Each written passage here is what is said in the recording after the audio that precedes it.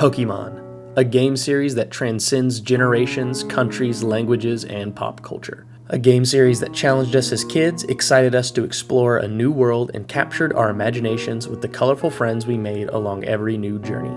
Over the years, we have exhausted much of the content the core Pokémon games have to offer, creating challenges and restrictions to renew our excitement and recapture the stakes and feeling of adventure we had when we first played them. Many have even created their own fully functioning games online for free, like this one, Pokémon Insurgence. This was the first fan game I ever played, and boy is it a doozy. Challenging and unique gym leaders, deep running lore, and integration of every legendary up to the Omega Ruby and Alpha Sapphire era. Brand new Pokemon forms based off the Delta card subtype from my first ever Pokemon expansion, not to mention fully working online functionality and built-in difficulty modes. This game had it all. I loved playing through it casually and even Nuzlocking back when it was new. But about a year ago, or now even 2 years, man, how long has it been? About a year ago I had an idea. What if I combined the built-in hard mode difficulty of this game with a Nuzlocke challenge? The idea captivated me, especially in a year without a new Pokemon game. And little did I know this challenge would push me beyond my limits, both as a Nuzlocker and a casual game enjoyer. This will be a saga capturing the journey of my most successful attempt at completing a hard mode Nuzlocke of Pokemon Insurgence. But don't let this video fool you. This could very well be the most challenging Nuzlocke you could ever attempt yourself. At least if you choose the same starter I did. Obviously, the correct choice for a difficult challenge like this is Delta Bulbasaur. Great typings, lots of bulk, and a Mega that has a special attack version of Moxie, combined with utility moves like Leech Seed, Calm Mind, and Hypnosis, and powerful stab moves like Psychic and Moonblast, all available early on. The second best starter in the game is Delta Charmander. More of a glass cannon, he gets priority stab moves like Shadow Sneak and strong setup like Dragon Dance or Lunar Cannon. Not to mention a Mega form that creates the Darkness weather condition, boosting Ghost and Dark moves and weakening Fairy, one of its biggest weaknesses. Both of these starters have their uses, but my favorite Pokemon in the world is Squirtle. And Delta Squirtle got none of this fancy treatment. He has great offensive typing, Dark and Fighting, but Blastoise's stat line, making him more bulky than a sweeper. He also has a list of deadly weaknesses that plague him in the early game, dying to Fighting, Flying, and even a quad weakness to Fairy. Not to mention his Mega gets no special treatment either, keeping the Mega Launcher ability of regular Blastoise, gaining a stab boost for Aura Spear and Dark Pulse, which regular Blastoise already learned naturally. There are a lot of disadvantages to picking Delta Squirtle, the biggest one being giving your rival access to Delta Venusaur down the line. And this is how I was determined to beat this game, with the weakest starter, simply because I am a Squirtle lover. Now for some of the rules. I will not be using items in battle, nor will I be allowing level cap breaking, even with the rare candies the game provides us. I will also be trying to keep our starter on the team for every major fight we can. Let's go over the other important challenges of this run. Level caps are enforced by the game itself due to hard mode, so you always match the next most important fight. Or each important fight will have a fully trained competitive team with beneficial natures, perfect IVs, optimal EVs, and stocked with competitive items and tons of coverage moves. Not to mention, trainers will have more Pokemon than a normal difficulty and rarer Pokemon. Here are just a few examples of early game fights. And unlike ROM hacks such as Radical Red and Run and Bun, the AI in this game can be erratic, dangerous, and unpredictable. I've lost runs to an AI passing on a guaranteed killing move to use a not very effective move that happened to be good on the Pokemon I was switching into. Not to mention all the new forms, moves, and typings make keeping track of all this information in a battle difficult, especially with this much on the line. After wiping almost 100 times in a year and taking a long break, I finally booted up Insurgence for my final run. I was frustrated and just wanted to see how far I could get. After all, I had never even seen the hard mode Elite Four before. I opened up the intro to the game where Gengar was eating our dreams, and Mew comes to our rescue. I played through this intro plenty of times, so I was quick to find every hidden item, impersonate a dead man, and witness the culling of mortal flesh for the pleasure of an ungrateful deity. And of course, a man be blasted to smithereens by his leader's hellhound because he got in her way. Man, I really love this game. I rush through the intro. Mew leaves our party and we meet Damien. My least favorite part of this game as far as rival goes. I am not a fan of Damien. I never got far enough in the game to see how he develops, but I always felt like he was a laughingstock, as even his parents trust a stranger more than him to go look for rocks in a cave. I rush to the lab and see the leader of the Perfection Cult. leaving 3 freakish Delta mutations on the table for us to choose from. And I immediately seize my baby girl, and then struggle to name her for almost 5 minutes. I settle on Kaido because her mega form has an Oni mask, and I was hoping the name would inspire our little girl to be the most powerful beast on land or sea. We win our rival fight, and I check out our partner's new stats, and I was appalled. We had terrible IVs, the stats Pokemon are born with, and even worse, a nature that makes our special attack weaker. I almost reset right then and there, but something told me not to.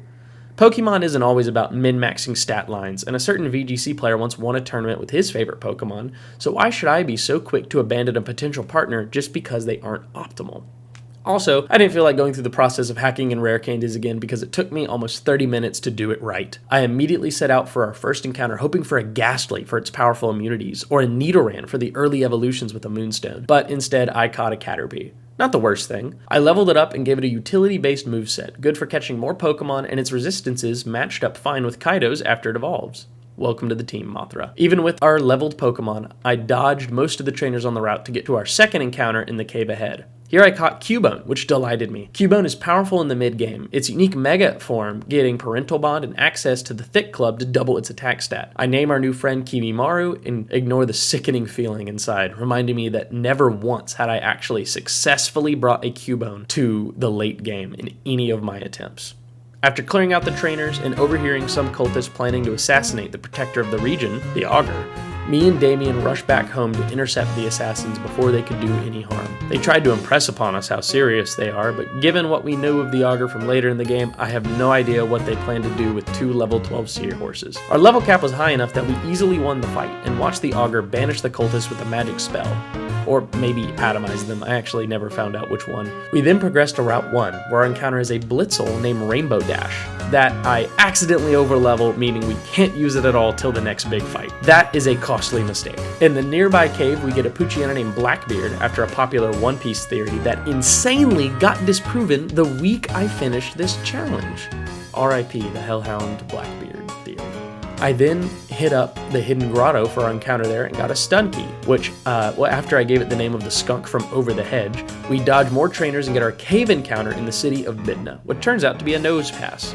Very disappointing, as Drillbur would have been an asset at every point in the game. I'm not happy with our team as we really need Blitzel for this first fight, and I rush down into the cave to find our other rival, Nora. We find her toying with the forces of time, giving life to a group of ancient Pokemon and snatching it away with cold, uncaring ease. She returns to be a part of our first big fight of the run, a gauntlet of a random trainer, and both our rivals with no switching up our team and no items between fights. This is our first big wipe point, as a single major loss on Damien could leave us with no counter for Nora's threatening line of Focus Sash Trapinch, a Pokemon whose attack stat looks like this, by the way, or her leftovers Honage. Her Totodile couldn't be ignored either, as it had a Mystic Water to boost its Aqua Jet and a Hone Claws in order to set up. And not to mention Damien's team, which we had to get through first, consisted of Focus Sash Corphish with Adaptability, an Electric Gym Luxio, and an Ivysaur with a Twisted Spoon, Hypnosis, and Leech Seed.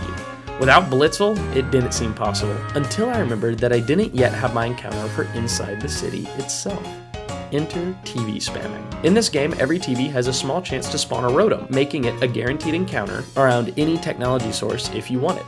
I hate breaking it out this early, but I had little choice as my team just did not have the tools to win this fight without it. I decided on a Kaido lead, as it could brawl with both Damien's Corphish and Nora's Honage. Mothra cleared the random trainer's fighting type team, and before I knew it, we were in the first big fight of the run. Kaido proved her worth with some lucky flinches and crits, knocking the Corphish down and bringing in Luxio. It paralyzed Kaido but used its electric gem, so I felt safe bringing in Kimimaru. Right into a super effective Ice Fang. Very unlucky. We couldn't take another one of those, so I began pivoting, looking for an opening where Rotom didn't get a defense drop from Iron Tail. We got a little unlucky, but Rotom managed to bring Luxio down with a series of uproars. After that, it was Stella's job to poison the Ivysaur while I stalled it to death with Charlie the Nose Pass, and Stella's dark typing to bait out psychic moves. Nora was up next, and I was beyond nervous. We barely won the last fight, and I felt unprepared for this one.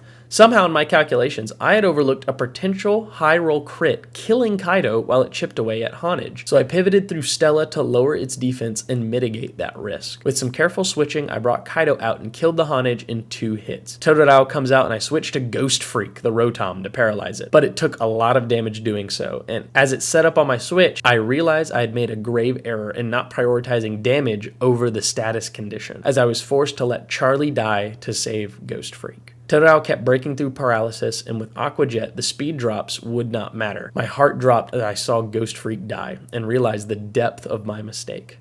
I was now completely reliant on luck to beat this thing. I decided to risk losing Mothra first, as it could be traded should it fall. Thankfully, the Totodile succumbed to paralysis and we finished it off. Next was Trapinch. My whole team was low, so I sent out Kimimaro, hoping its defense could contend with the Trapinch's ridiculous attack stat. And with Trapinch's Arena Trap, I knew there was a chance we lost Kimimaro too. Sadly, Kimimaro did end up losing the 1v1 due to a critical speed drop from Trapinch's Bulldoze. Mothra came into Gust, but couldn't quite finish, barely surviving a quick attack. Threatened with a kill, I had to risk Kaido again and trusted in his priority vacuum wave to be enough to win. 3 losses, half our team gone because I had misclicked while leveling up Blitzel. A very rough start to the challenge. Our next encounters were a Bidoof named Hufflepuff, a Delta Crustle named Gateau, and a Geodude named Grug. Our next fight was tough, with a powerful adaptability Water Gem Swords Dancing Corphish as the main threat. With some crucial tanking from Hufflepuff, debuffs from Blackbeard, and sleeps from Mothra, we managed to put Gateau in a position to eat a boosted Water Gem attack and weaken the Corphish enough for Hufflepuff to finish it off. You know, I'm not a B-Barrel fan normally, but seeing the big lug take so much punishment and MVP this fight made him grow on me just a little bit, even if he would be unaware of it. No losses, and a lot of encounters to be had before our first gym leader, Orion, who I was trying very hard not to think about. I was going to love our little ragtag crew of misfits, and I couldn't bring myself to bear the thought of losing it all to the hardest first gym leader in any game I had ever faced. Our next encounters were a Magnemite named Magneto, a Remoraid named Doc Ock, a crucial Magikarp named Gigachad, and a special encounter in the city where we rescued a Machop named He-Man from his... And finally, we rush to the radio tower to get another special encounter with a vital component to our long-term success, an Axew named Godfrey.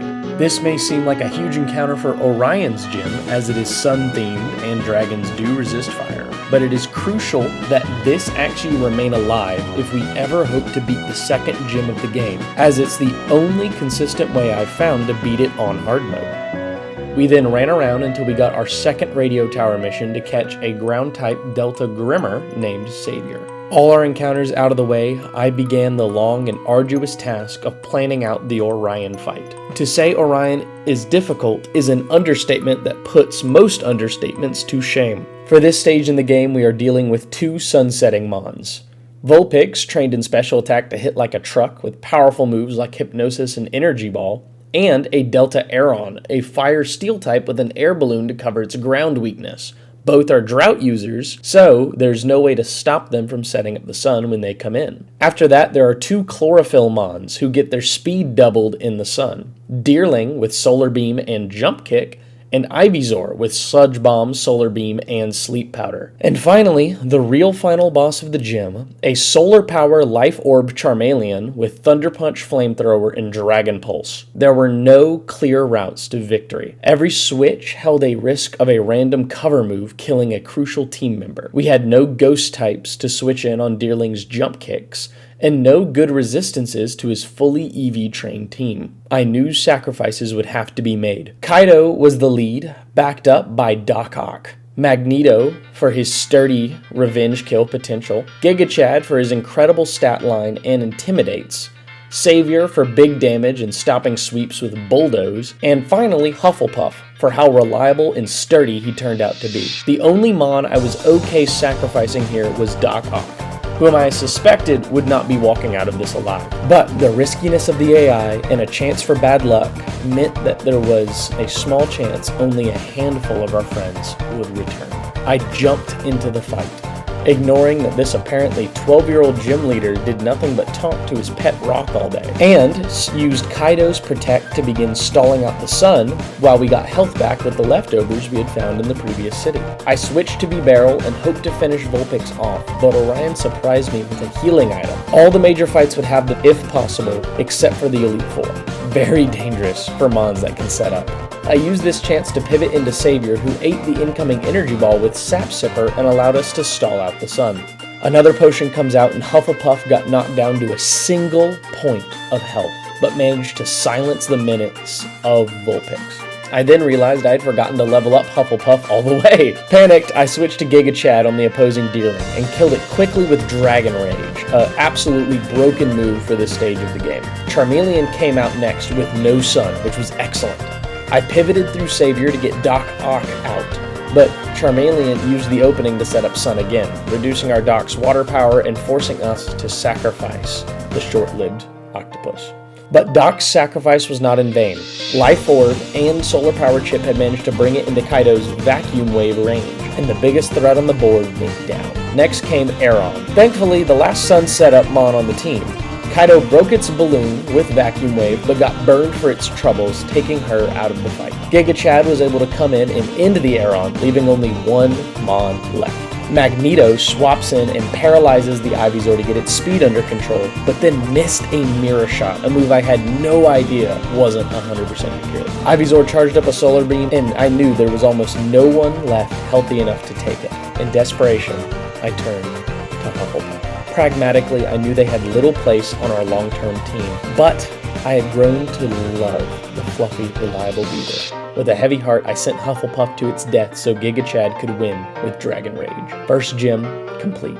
As I lay our faithful companions to rest, I knew that our box called Heaven would eventually fill up if I even allowed our companions to find rest in death. For now, I mourned the losses and set my eyes on the next rival battle. I gathered our next encounters, catching a Sudowoodo I named after the study of petrified wood. We got a huge power Azumarill named Ray from an egg, and a sock for a hidden grotto encounter. For Nora, I built a team with Giga Chad, a newly evolved Magneto, Mothra, an evolved Rainbow Dash, Kaido, and Paleozola. This fight would be far from easy, but I felt I had the tools to handle it this time. Kaido was at least a check for her Celebi, the main threat of this team, though Eviolite on the Honage and Golbat made them no laughing matter. Floette could stall with Wish and Protect, but no Toxic meant a clearer path to victory. Giga Chad killed the Honage with Dragon Rage, bypassing Eviolite completely. Then Kaido came in on the Celebi, knocking off its leftovers, and risking a death by crit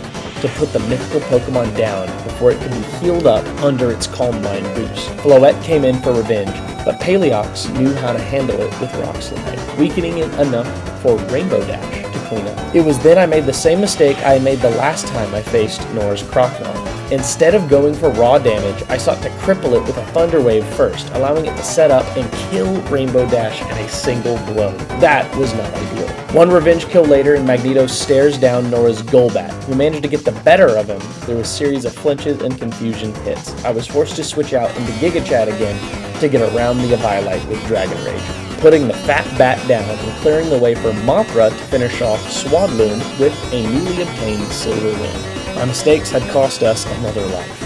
Twice I had fumbled Rainbow Dash, and this was the last time. I felt guilty laying the product of my mistakes alongside heroes I had sacrificed for the greater good. Neither would ever know what their deaths meant, nor what they bought with their sacrifice. I could only vow to learn and do better. I gathered our next encounters once more, catching Mi Corazon, the Alamalamola, without Regenerator and Flip Turn, sadly, and revived one of the fossils from Nora's experiments with time. A Shieldon, who was a much-needed Steel type, I then immediately traded for a Delta Scyther. After this, I took Honey from Route 3 back to Orion City to finish the quest line for a Delta Ambipom, who I named Horo Horo Horo. On the next route, I fumbled a Wingull and got Anagrage, the regular Squirtle, from a hidden grotto, alongside with Mahito Maki, the static Pharaoh who holds the Pluck TM. We then picked up Nightmare the Ponyta and Zenitsu the Delta Ralts, who would be a Gallade, as I'd never before gotten a male in any of my runs. Now in VPIC City, I had finished a quest to get Pumpkin King, the Delta Wooper, and hatched the egg containing Hope, the Togepi. The second gym was in sight, and only two things stood between me and my victory. But first, an overview of what we're facing down. You see, the second gym, Xavier, has several things that make him unique. He leads with a Delta Metang, a defensive ground and bug type, holding a mental herb to get around taunt that can use sticky web, stealth rocks, toxic spikes, and infestation. A truly powerful choice band Heracross,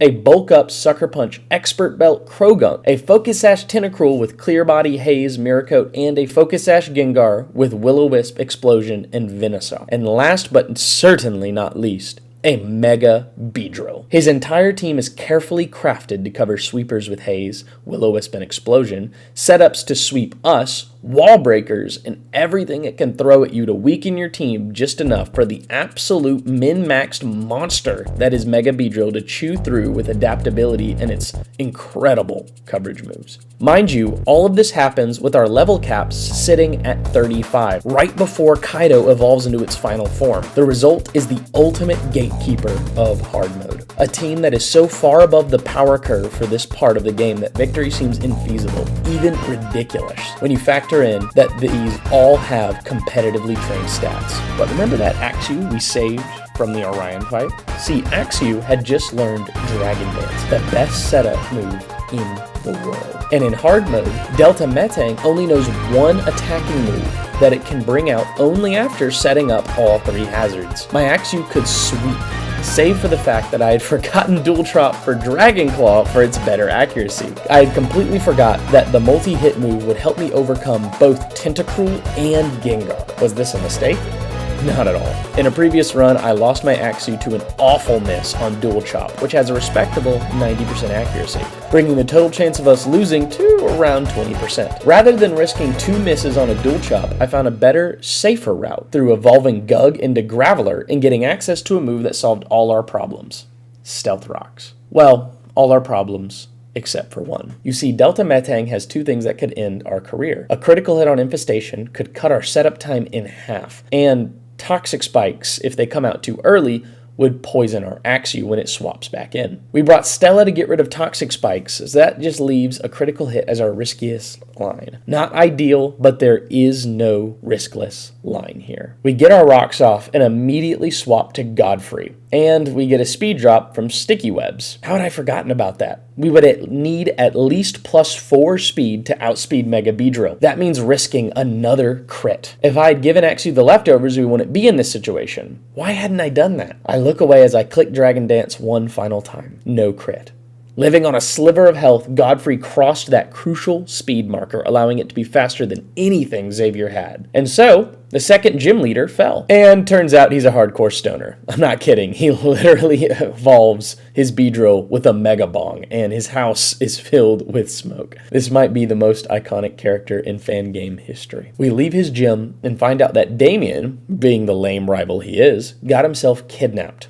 We evolve our Kaido to its final form and make our way to the dump, which, by the way, is apparently this town's only source of income, being paid to take on the entire region's trash. There, we catch Karabo, the Grimmer, and fight to free our rival. The Abyssal Cult had caught wind of our connection to Mew and wants to cut off anyone with a mythical pixie Pokemon before they can fulfill the prophecy to destroy the cults. The ensuing double battle is pretty easy, and we push through with Giga Chad and Kaido, as this isn't a major fight. After losing, the cults threaten to push Damien into the toxic acid surrounding him, and Mew shows up to stop them. How are they going to do this without a healed Pokemon team and facing down my virtually unscratched team? No clue. Shaman then pulls up and purifies the acidic water with Seed Flare, giving us access to the ability for later down the line. I wish I had remembered this 5 badges later, but more on that later. We roll up to the next route to get our encounters and grab Yokai Watch, the Dunsparce, K-Dot, the Servine, and gain access to Samsara Cave, a mysterious cavern filled with oddly lifelike statues and home to Tom Riddle, the Delta Pidgey, based off the Basilisk, a chicken snake that turns people to stone. Anyway, the grass inside gave us access to Mama Stone, the Boulder. We get to Coral Town and proceed to ransack the place for items and gifts. We enter the Scientist Club and agree to help them out with their fossil Pokemon outbreak. These are all technically static encounters, so we get, in order, Slicker, the Lileep, Smant the Archon, and a Kabutops with some weird machines attached to it. We go fishing and catch Quakemaker, the Wishcast, and we solve a Meloetta puzzle, which I will be doing pretty much every time I can. We get Pokemon Go, the blue Frillish, and move right along. We head past Coral Town and catch Kin Tanaki, the Vibrava. Probably the best encounter possible in this area, as in this game it can Mega Evolve and wear the Flygon armor. We push up to our next rival fight and catch Brock's guy, the Onyx. We stop to rebuild our team and enter the cave just in time to witness the cultists bury a man alive over a scroll he found that tells them how to summon Rayquaza. But in the back of the cave is the Damien fight, and this time he is no pushover. After being chosen by Shaman, he revamped his team, personality, and his sense of style. Pokemon Go walls out the Infernape, and Quakemaker switches in on Luxray and takes him out. Stella switches in on Shaman, Landform thankfully, and fights through Damien's full heals to Toxic, the mythical Pokemon. We get low from Leech Seed and swap back into Pokemon Go, anticipating a synthesis. Instead, we eat an energy ball, and luckily disable it with Cursed Body. Good luck! And some bad. We Hex, as switching at this point is too risky, and manage to catch a synthesis, killing the Shaman and bringing in Metang, who Quakemaker manages to kill with an Earthquake, barely. Kaido comes in on Crawdaunt and kills it with a combo of Aura Sphere and Vacuum Wave. Next is Venusaur, and Magneto steps up for the 1v1. We eat a Moonblast, lowering our special attack and barely putting us outside of kill range. We have to switch to Giga Chad and eat 2 Moonblasts in order to kill with a Crunch. Venusaur being faster than Giga Chad might have surprised you as it did me, but it turns out EV training makes a big difference, and a well-trained Venusaur can match an untrained Gyarados for speed. No losses.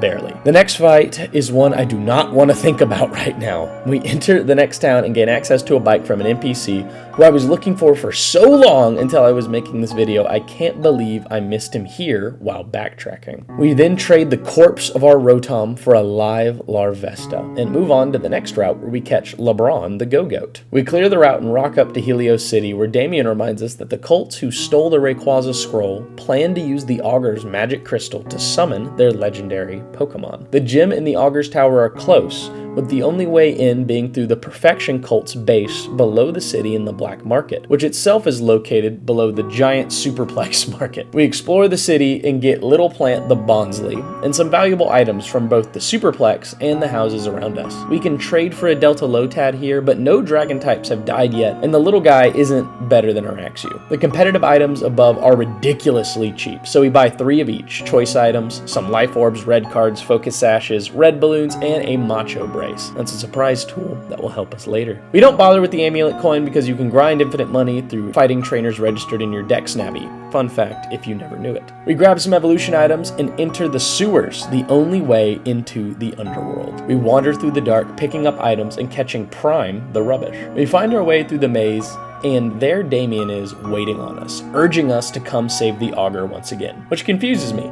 This guy supposedly has infinite power. Why does Damien seem to think he always needs saving? Maybe he just looks up to the guy, I don't know. Here in the Black Market is a witch doctor who can evolve Trademons, along with a guy who can teach us custom moves that are 70 power, 100% accurate, and always physical. This is an asset I should have taken advantage of immediately, but completely forgot about for the entire run. We work our way past shady businessmen and a bloody pit of dogfighting, making our way towards an out-of-place monolith among all this filth and depravity. The Cult of Perfection's base, home of our next major fight. A fight so scary, I proceeded to backtrack all the way out of the base to double check my calcs, rework my team, and mentally prep for another potential wipe point. Let's review what we're going up against. Perfection Cultist Taen, the undisputed scariest trainer in any hard mode run, and 100% our true rival. Every team he has is stacked with powerful mons, broken strats, and dangerous breakpoints. For this first encounter, his weakest team by far, he has the following: No Guard Machamp with an Assault Vest, Dynamic Punch, Bullet Punch, Stone Edge, and Knockoff. A stall-based Kyurem with Leftovers, Ice Beam, Roost, Earth Power, and Substitute. A Mega Stunfisk with an ability that doubles its special attack to a whopping 182. Thunderbolt, Earth Power, Surf, and Sludge Bomb. A Pyroar with a Life Orb, Will-O-Wisp, Fire Blast, and Hyper Voice. As well as a Grumpig with Leftovers, Thick Fat, Thunder Wave, Calm Mind, and Focus Blast, as well as Psychic. I plan for hours. But with so many custom mons, unknown natures, and IV spreads, there are holes in my planning, along with the general unpredictability of the AI and the chances of burns, freezes, crits, flinches, and confusion hits. This fight is almost an unknown. I have no idea how to consistently beat it, especially as we are still without mega evolutions. Prep complete, we walk up and start the dialogue.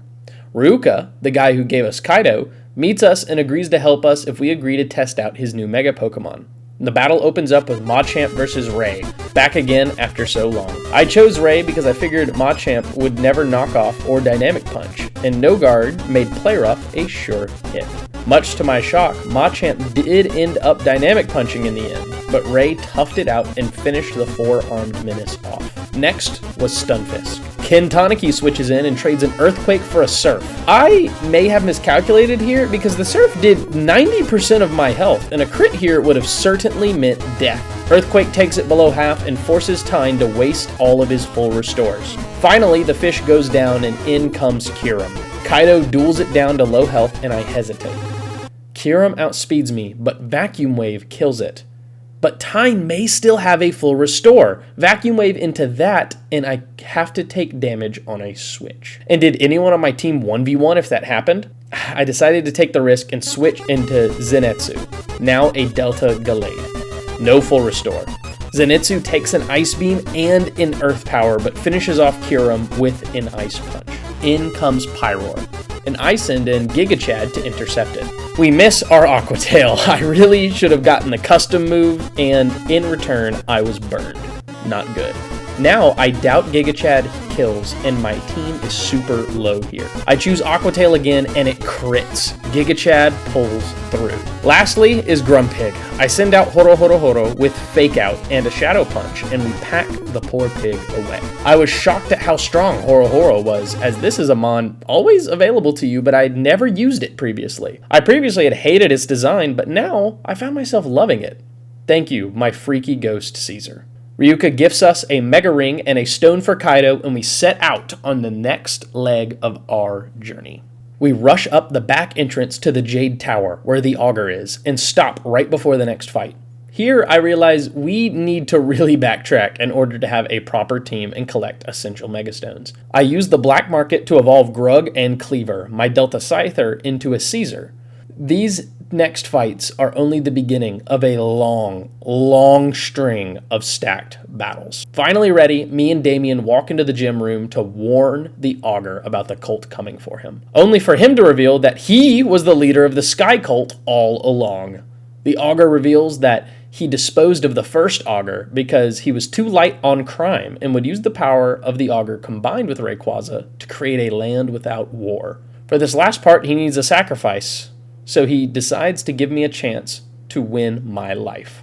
Fight the third gym leader, and the loser gets used in the ritual. The battle opens up, Grug versus Starmie. We trade Stealth Rocks, and Grug smacks the metal bird down. Starmie whirlwinds us right into Magneto, who just misses a kill with Discharge. It whirlwinds again into Cleaver, who Mega Evolves and goes for a low sweep. Shockingly, East full restores, and then whirlwinds are switched back into Magneto, who finishes the metal disaster with Discharge. Next comes Altaria. Now we are holding an air balloon to dodge this thing's Earthquake, and we flash cannon in anticipation of its new fairy typing after Mega Evolution. It dragon dances, then full restores, but a critical hit on flash cannon finishes it, not that we needed it. Out comes Gliscor, and we switch into Mega Delta Caesar. Now this monster has a different ability than normal Mega Caesar. Instead of Technician, we get Adaptability, making all our stab moves even further boosted. One Ice Shard is enough. Next comes in Noivern, who is very weak to Ice Shard, and then Talonflame, who loses half his health to Stealth Rocks. One smackdown from Grug later, and it falls. Finally comes Kingdra, who Ray attempts to 1v1. We both land attacks, Kingdra doing far more than I had thought with a Hydro Pump. But that was a really high roll, and with leftovers recovery, Ray could fight through it. We both whiff our moves, and then a critical hit. Ray dies, and Kingdra falls from its own life orb. This loss shakes me. A bulky mon like Ray wasn't safe even when it resisted its opponent's moves. We lost a precious fairy type, a key immunity for any long-term run of this game. The Augur, true to his word, takes east to the rooftop in order to summon Rayquaza. As we bury our fallen, every loss has been heavy. Well, maybe not Nosepass, but even Doc Ock had been key in bringing us to this point.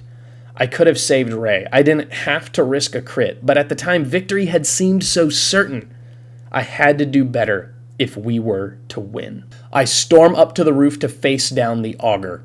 It said all I had to do was beat Rayquaza, and priority adaptability Ice Shard was perfect for that. There was no way it could survive.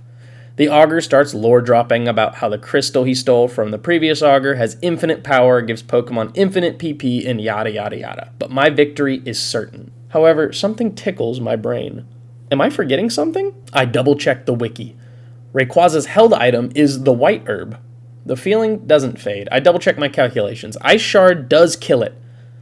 But wait.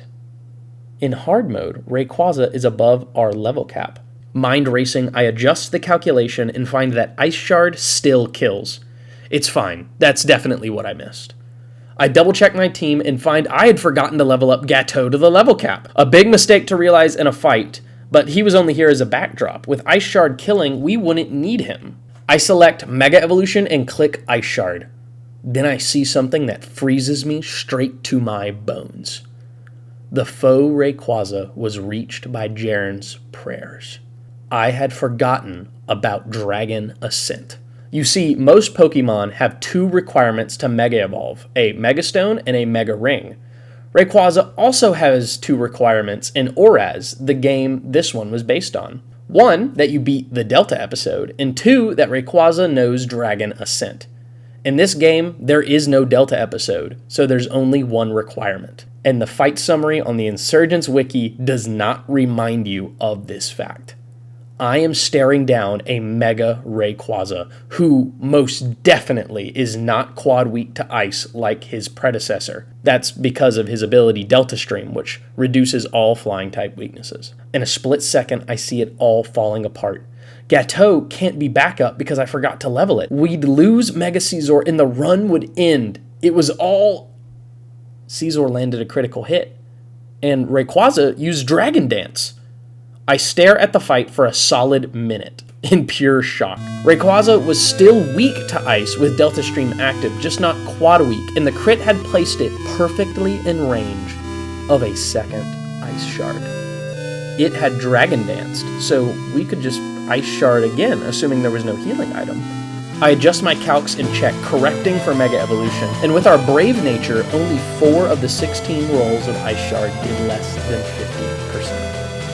More risky than I would have liked, but not the disastrous situation I had thought it was. We click Ice Shard again and Mega Rayquaza falls. The Augur tries to heal Rayquaza with the crystal, but Damien interrupts, harrying Rayquaza and shattering the crystal with Shaman. The Augur swears revenge and flies off to recover the shards, as Damien laments to us that his hero had turned out to be so terrible. I feel bad for our rival. He's come a very long way, even just 3 badges in. Maybe I should check on him? But no, the crystal pieces each fall into the hands of a different cult leader, and we would have lost everything if the Augur hadn't been greedy with Dragon Dance. We had to be better. We had to be smarter. We go to heal our Pokemon and hear on the news that the Augur saved the man his Sky Cult had buried alive. And the nurse even gives some rare dialogue about loving the Augur. So much for the plan of ratting him out. I look at the upcoming fights and see that my dream of using Kaido isn't feasible, not with his pitiful IVs and his detrimental nature. Even for long-term scaling, we need to be smart. And though I didn't like grinding, I decided to make an exception. This game has secret bases, which, in exchange for some money, provide you with level trainers, IV trainers, and EV trainers. Now, normally IVs cannot be trained. They are given to a Pokemon at birth and are permanent. But in this game, and some newer games, rare late-game items can be exchanged to alter your favorite Pokemon's genetics in exchange for money. I use an IV stone, we found, to maximize Blastoise's innate special attack, and then set about EV training to maximize his potential special attack. I take Blastoise to the gym for about 30 minutes, using the Macho Brace to maximize returns on KOing the EV trainer's Pokemon. Later I check, and our special attack is at 252, the highest possible through training. Now, our nature still has a lot of influence, reducing our special attack significantly, but I wasn't giving up on my favorite Pokemon just because of its personality. No, hopefully that would change with time. No matter what, I was going to make Kaido work. We surf to the Steam Caves and catch a Heatmore that can be traded in the second town. We surf and catch Crab Mama, the core fish, and all that done, we prepare for our rival fight. This time, we can choose Damien or Nora, and I settle on Nora's team to dodge that dreaded Mega Delta Venusaur. We lead Kaido into its old rival, Aegislash. We Dark Pulse until it drops. In comes Florges, and we send in Magneto. Now, even though Florges is known for its special defense, I'm confident in Magneto's abilities. We almost kill it instantly with Flash Cannon, and I feel a switch incoming. I use Discharge, but Florges seems to fear nothing, and none comes. Another Flash Cannon, and the fairy falls. Mega Flygon is next, and I switch into Hope, now all grown up. We yawn and switch to Giga Chad for an Ice Fang, but it doesn't kill. Confused, I check Flygon again. It's Ground and Dragon, right? Apparently not its Mega Form. In this game, its Mega Form is Ground and Bug. We get lucky on Sleep, and I switch into Mega Delta Caesar to finish it off with Ice Shard. Kaido comes out on Celebi, and with its Dark typing covering a Psychic weakness from fighting, and with the help of one Nasty Plot, we KO the Celebi with no problems. Next comes Leavanny, and Stella comes in to finish it off. Then Cleavor drops the enemy Crobat, and rival fight done. I know that my friends don't realize defeating me will result in the world being deleted right out from under them, but sometimes it's hard not to take it personally. We enter the Otiva library and search the place for any clues about the prophecy that predicts one of us pixie-chosen trainers to destroy the cults. Inside, we find a Delta Budu named Mamacita, and a Dusclops named Reaper. We dodge the ghosts and make it to the back of the Forbidden Wing, led by a helpful librarian who weirdly has no name in the chat box. We approach a glowing orb that turns into a ghostly man who claims to be the prophet of Arceus and the oracle of Delphox. That's obviously a play on the oracle of Delphi from Greek myth, but I'm pretty sure Delphox can't see into the future. The ancient oracle challenges us, and the fight is no pushover. Horo beats down the Claydol, who has normal gym and explosion, but tags out for Kaido against the Mega Bayonet. We get burned, but kill it easily. Next is Delphox. We make a bad pivot into Magneto, followed by a decent one into Tom Riddle, now fully evolved, and paralyze the Delphox. A swap into Giga Chad proves greedy as we get burned from a Fire Blast and almost die to burn after chipping down a switch into Jellicent. We swap into Crab Mama on a Scald and take it out easy. We let Horo take out the Delphox and hang around to damage the Aegislash, who swaps to Gengar. Now, it only has Sludge Bomb for us, so we pivot through Magneto at 1 HP and get Horo out without an attack drop. We eat Sludge Bomb and kill it with a Shadow Punch. Then we pivot back out into Crab Mama and Swords Dance on its King's Shield, tanking a Flash Cannon and killing it, finally. No deaths, but every member of our team is almost dead. We can still get better. We hear the abridged version of the prophecy that one of us three will be chosen by a legendary Pokemon, go undefeated in the region, and then join the Infernal Cult, betraying our friends. Now, I knew something was off about this prophecy. First off, I've beaten both Nora and Damien, so the prophecy can't be about them, and there's no way I'd join the Infernal Cult. The rando librarian makes some joke about the Wizard of Oz, then dips, leaving my friends to wonder who would betray them. To the next route. Our encounter is a Kangaskhan named Machine Gun, after a Japanese Pokemon episode that was censored in America. And we go to Mariah Town. Here we meet the second person who has tried to trade me a Slugma for anything, and pay a visit to the Blue Orb in the museum. There we learn that leader of the Abyssal Cult donated a fake Blue Orb to the museum to throw everyone off to the fact that she already had the Blue Orb. She was just coming here to grab Lugia's title bell, which was also here. I suppose we better stop her, but first to get a lot of encounters. We nab Butterfly the Luminion, fight through a bunch of pirates to catch a Delta Axew named Kisame, then an overworld encounter with Quagsire we named Squaw, then a Tentacruel named Funeral, and a Wingull named Rainer. Here on the Storm Isles, there is enough of an electric field that we can evolve Magneto to its final form. After this next big fight, we will even get Zenitsu's Mega Stone. Our lightning swordsman would be unstoppable. Things looking up, we fight our way through the maze of caves. We find the cult leader at the bottom, and she gives us a speech on Lugia not gracing us since the days of gold. She then says that the Hall of Origin only appeared to Dawn when she brandished the Azure flute. What does that mean?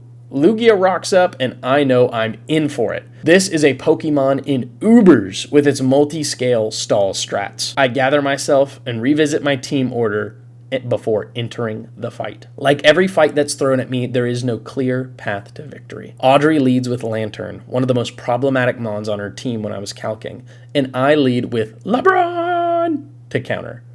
Who else but the GOAT? It goes for a paralysis, but this is one of the few status conditions we get berries for in this game.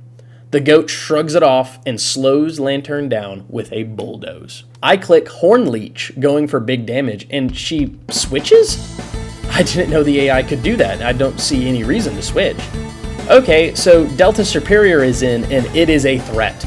I go to bulldoze it, trying to slow it down, and we get frozen by an Ice Beam. This is bad. We don't thaw in time to debuff the Delta Superior, so I hard switch into Pokemon Go to eat the damage. But just like a bad Disney sequel, he's frozen too. I don't want to risk him not thawing, so I switch again into Zenitsu to eat the incoming thunder. Literally, he absorbs thunder. I had to ponder this for a moment.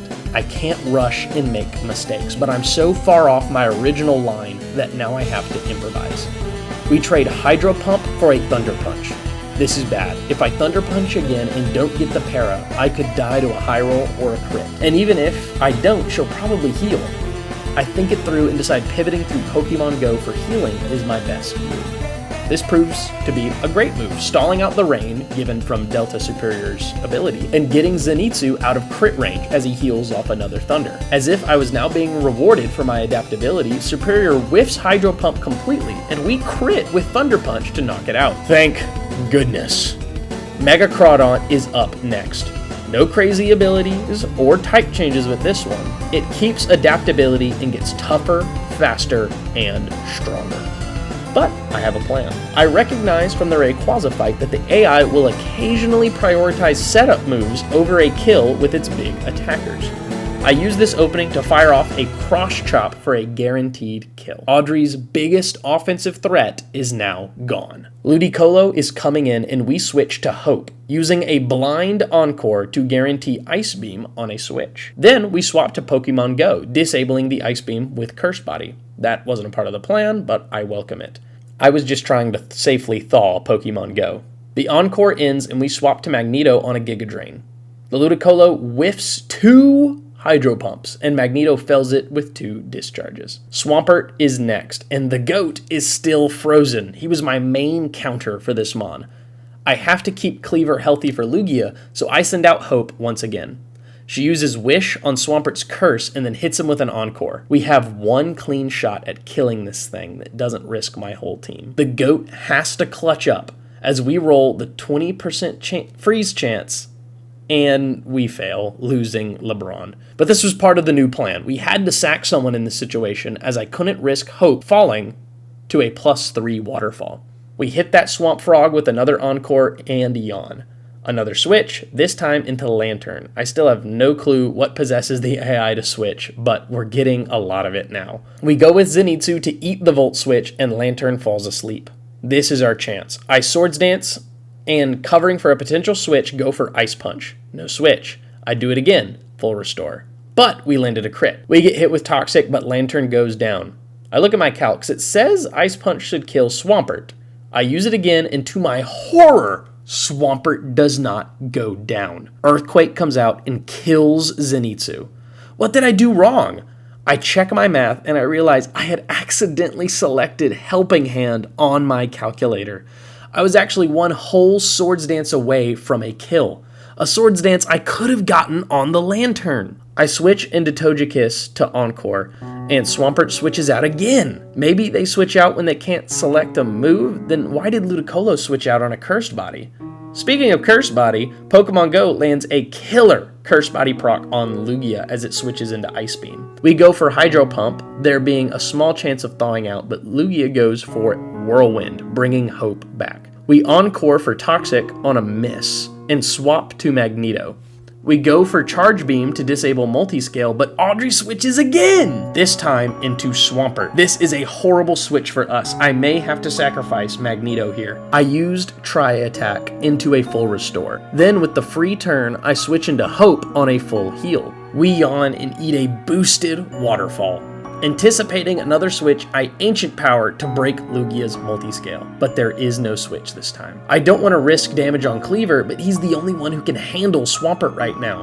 We Icicle Crash and Swampert doesn't wake. Then our next crash is a crit, bringing down the Swamp Frog for good. Now it's a clean 1v1, Lugia versus Cleaver. The beast's only offensive move is Ice Beam, so as long as we don't miss Icicle Crash, we should win. Cleaver gets Toxic, but we hit the crash, breaking Multiscale. Our second crash also lands, and Whirlwind brings out Magneto with Discharge, but Lugia's Roost strips it of its flying type, making Discharge neutral. I go for another Discharge, but it's another Roost. I go for a Charge Beam this time, and it's Whirlwind, bringing out Hope. I'm being read like a book. Panicked, I go for Encore, but it's out of PP. Instead, we go for Yawn and eat an Ice Beam crit. We pivot through Pokemon Go to eat Ice Beam and back into Cleaver. It's all so clear now, just one move and this nightmare battle ends. We Icicle Crash, but Lugia somehow lives! He wakes up and Whirlwinds pulling out Pokemon Go. We hard swap to Cleaver on another Roost and Icicle Crash again. Somehow, it kills. The fight is over and Audrey flees. That was a disaster. At every turn, something seemed to go wrong. How was I supposed to plan around the AI switching seemingly at random? There was so much to plan for, and Zenitsu was gone. If I hadn't panicked while recalculating and hit Helping Hand, he would still be alive. There was so much room for improvement. I needed to be better when things went off script. Calmer. Once more, we bury the dead and promise to do better. But now, forward. We use the Pokeflute given to us by the museum guard to wake up a Snorlax. We catch and name him after the greatest streamer of our age. We emerge on Route 9 and see a conversation between the Augur and the leader of the Darkrai cult about us. Apparently, the Gengar that had been eating our mind was due to a collaboration between the two to kill us. The Augur would kill us himself, but he wants to save face for the people. He threatens her and rides off aboard Rayquaza, while the Darkrai leader just vanishes? Whatever, we move on. Our next encounter here is a Ninetales we name Kurama. We then enter a new town, Sonata City.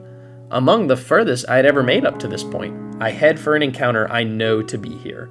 A Fire Fairy Delta Litwick that almost always earns a spot on Elite Four teams.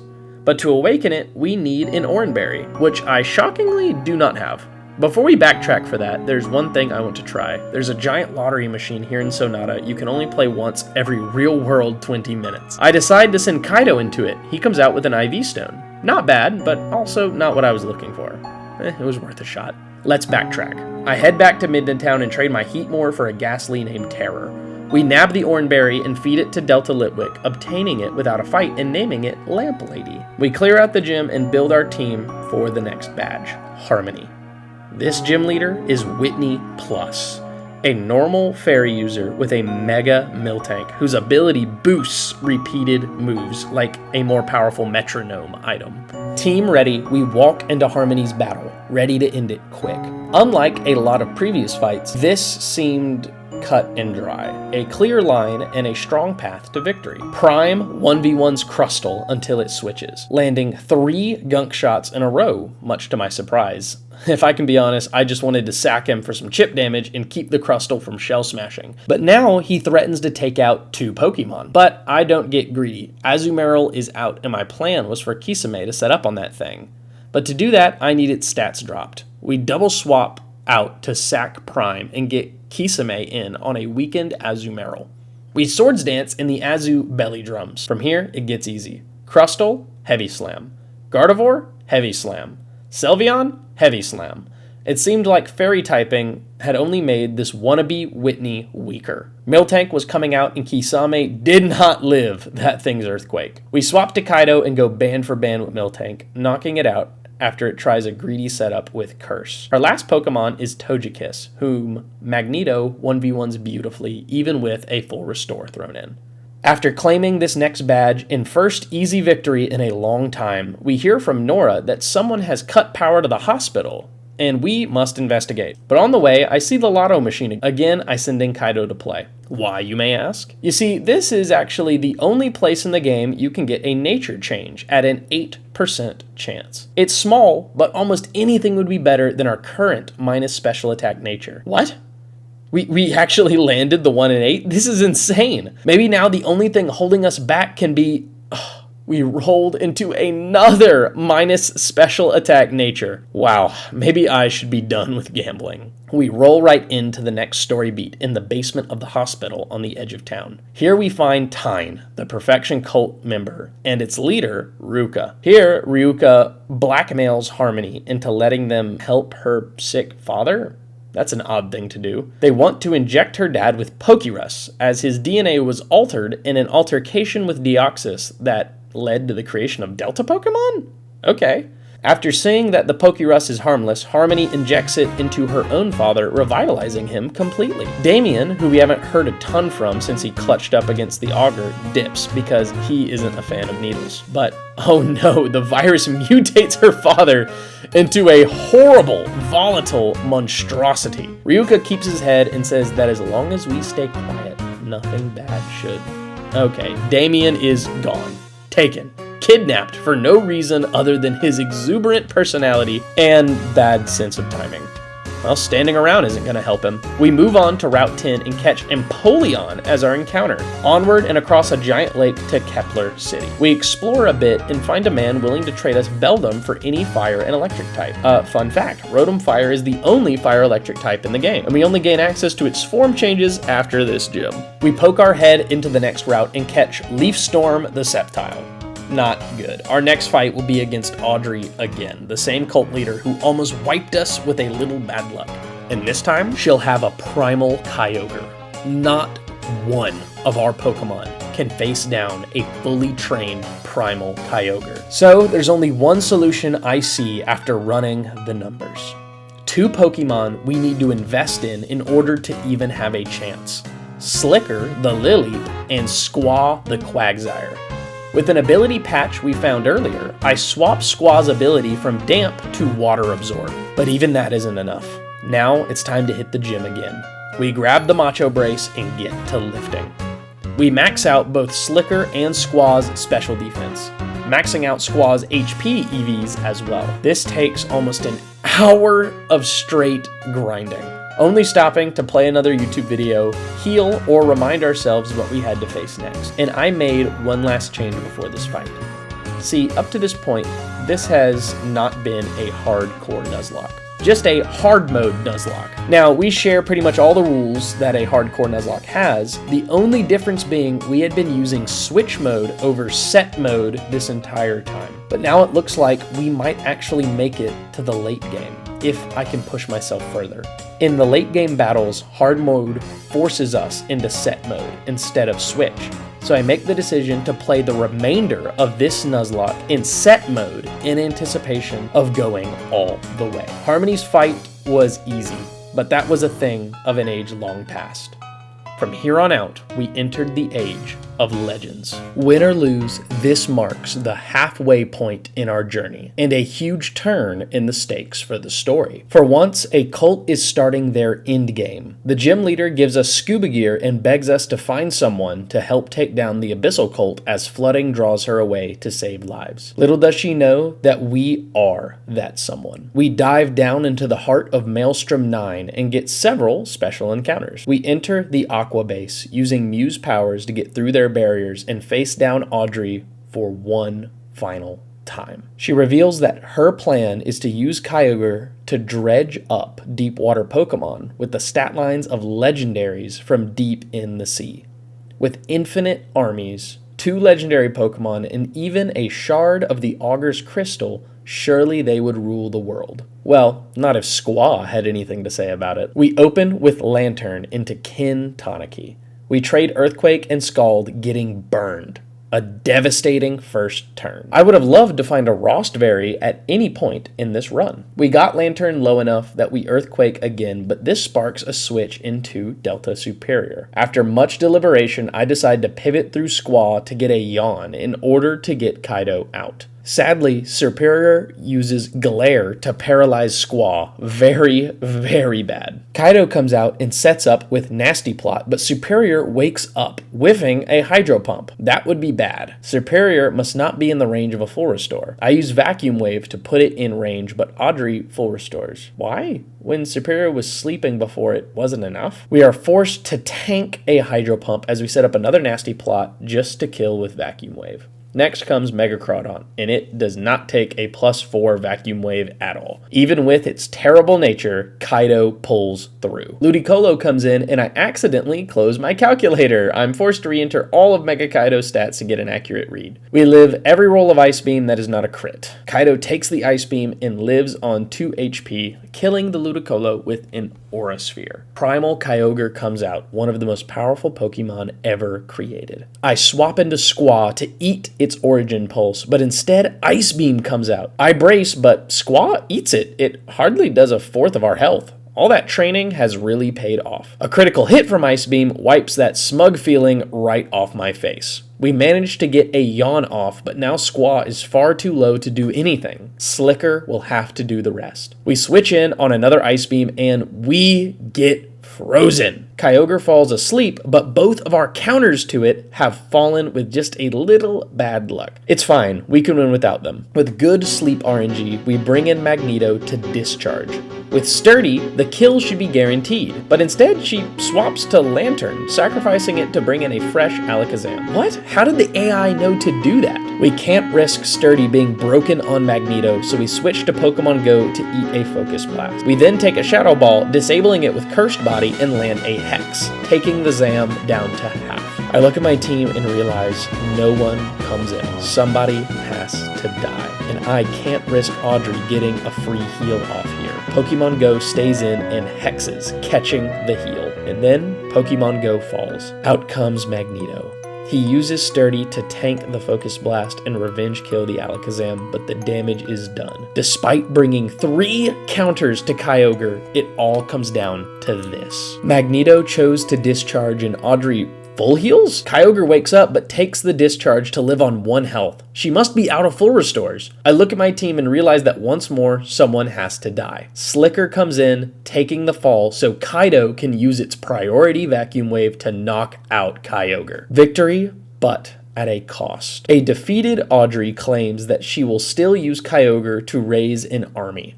But then, the old Pokérus man arrives, asking Audrey for her Crystal Shard in exchange for Enlightenment, revealing that after incorporating Damien into their hive mind, they had discovered that Damien had been abandoned by Audrey as a child. Damien reveals himself in all his tentacle-covered horror, and steals the Crystal Shard from his mother, freeing Kyogre, who immediately attacks Audrey and drags her away to the bottom of the ocean. We return to the surface, having dismantled a cult almost single-handedly. Then we get some weird cutaway to a person dressed like Giratina saying that the Earth will return to the mirror? Odd. Like every time before, we bury our dead, but this time I know I had made no mistake. I had only taken risks. Those who fell could rest with honor, and I could only promise to take better risks in the future. Using our new access to Dive, we backtrack and gather resources from all across the region, including a Megastone we get just for giving Ys will to a lawyer, along with Flagonite and Tyranitarite from a nearby desert. There are plenty of others, but after we finish, we build our team to face off against our 5th gym leader of the game, Anastasia. We make sure our team is perfect before jumping in. First up is a Prankster Klefki. To fight this beast, we bring Savior back. This Deltamon has a unique ability called Regurgitate, where after it attacks, the Pokemon in its mouth will unleash a weaker attack. We get swaggered, but this is all part of the plan. We can switch if we hit ourselves, and if we don't, Klefki dies. The plan was to roll the dice over and over until we win. Instead, we break through on the first try. In comes Mega Metagross, and I'm faced with a difficult decision. I have an attack boost. If we break through Confusion again, we kill Metagross. But if we don't, he could get an attack boost from Meteor Mash for free. which would be devastating. I'm not sure what move Metagross will use, so I do the math. If we go for Earthquake, there's a 50% chance we hit ourselves, and about a 1 in 2 chance Metagross uses Zen Headbutt, which has a 20% chance to flinch us. So even if we break through Confusion, we could get flinched. On the other hand, he could Meteor Mash, which has a 20% chance to raise his attack, which would end our run completely. Risking the entire run on odds lower than 50% just isn't worth it. I decide to pivot through Squaw, anticipating a worst case scenario of a Meteor Mash attack raise. Instead, Metagross whiffs a Zen Headbutt. Very good for us, as it means Squaw can get a yawn off for switching into Kaido, baiting Zen Headbutt again. With Metagross asleep, we go for Dark Pulse, instead of greeting with Nasty Plot. Next comes in Electivire, who is very strong. We get into a Dark Pulse dance, wasting full restores until we get a kill. Normally, we could Vacuum Wave and finish it off, but nowhere on the wiki does it list how many full restores this leader has, and risking the crit on Kaido is necessary to win, because no one else survives Ice Punch. Magnezone comes in next, and Savior gets in for free on Thunderbolt.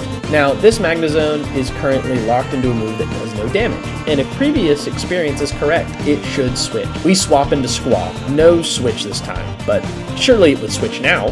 We yawn in anticipation, and Rotom comes out and is immediately made drowsy. This Rotom can only do one thing: burn us. So we swap into Helios to eat it. Rotom sleeps, but immediately wakes up with its berry, just according to plan. Helios is a fire type, which makes it weak to Rotom's water Hydro Pump.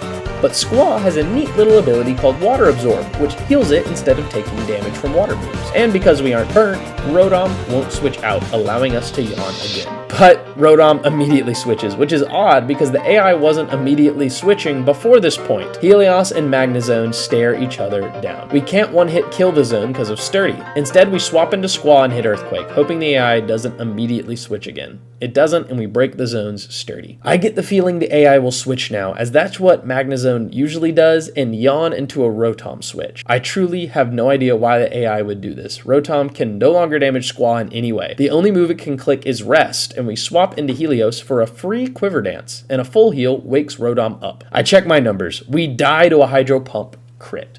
But we won't have another clean chance to set up with Helios if we don't take that risk. With an extra Quiver Dance making us tougher, faster, and stronger, we eat the Hydro Pump. I check my calcs. Against defensive Rotom Wash at +2, Silver Wind should kill in one hit on every roll. We go for it, and it hardly does half. What? How? I tab over to my calculator to see where I'd made my mistake. When calcing for Volcarona, I had accidentally selected a pre-built version selected by the calculator. This version comes with a max special attack investment, which my Helios does not have. I then double check the Rotom and see I'd used the wrong preset for it as well, a Regulation G Nasty Plot set instead of a bulky one. Usually you can just go with whatever the calculator suggests for enemy Pokemon in this game, as the devs seem to have grabbed whatever was the most popular competitive set at the time. But Rotom Wash is a varied and diverse Pokemon, one where choosing the correct EV spread is essential to getting calculations correct. This was a horrible way to lose Helios, but the Hydro Pump misses. What?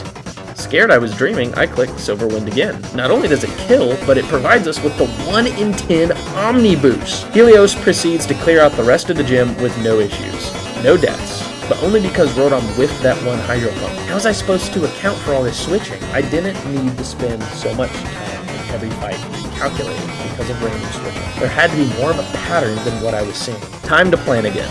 I spent far too long figuring out that Delta Budu only evolves at night and with high friendship, building out a team tailored perfectly for our next encounter with Perfection Cultist Taen. This time, he would not only have his powerful Kyurem, but a Zekrom buffed with armor. A Pokemon so powerful that even Orion's Reshiram can't seem to damage it at all. First up is a familiar face, Grumpig. Squaw doesn't need a ton of health for this fight, so we go for a straight brawl, beating it out Earthquake to Psychic. In comes Pyroar, and I expect it to go for Hidden Power Grass, swapping into Mamacita. Instead, we get hit with Hyper Voice? That's not good. No clue why it did that. Choice Specs locks it into that move, so we go into Grug and kill it with Earthquake. In comes Mega Charizard X. I see that it has Dragon Dance, but Grug threatens to kill it with Earthquake, so there's no way it would use that. We swap into Kaido and it Dragon Dances. I guess the AI is a bit blind to death when setup moves are involved. I check and double check the calculations. With Kaido being EV trained here, there is no roll of Flare Blitz that kills it, even at +1 attack. Even if it burns, we take it down. I use Dark Pulse, and Flare Blitz takes us down to 1 HP? What? We're a plus defense nature. Kaido was dead to a burn and a crit here. I check my calculations again. Unless this Charizard was adamant instead of jolly, that shouldn't have happened. I changed the nature and see there were some killing rolls if it was adamant over jolly. Goodness, if they weren't using pre-made sets for these hard mode mons, anything was possible. It was possible that every calc I've made up to this point was wrong. I focus. Next in is Luxray. Grug was my plan for this one, but the Hyper Voice switch left him too low. Instead, I go into Gateau and eat a superpower, dropping the Guts Luxray's attack right before it's burned by its own Flame Orb. We trade Facade for Chip Away. I go into Kisame, but a full restore makes me pause. Why restore there and not earlier? Whatever, I swap back into Squaw to eat a Wild Charge. Then we tank a Facade and kill the Luxray with Earthquake. Armored Zekrom comes in, and I feel myself relax.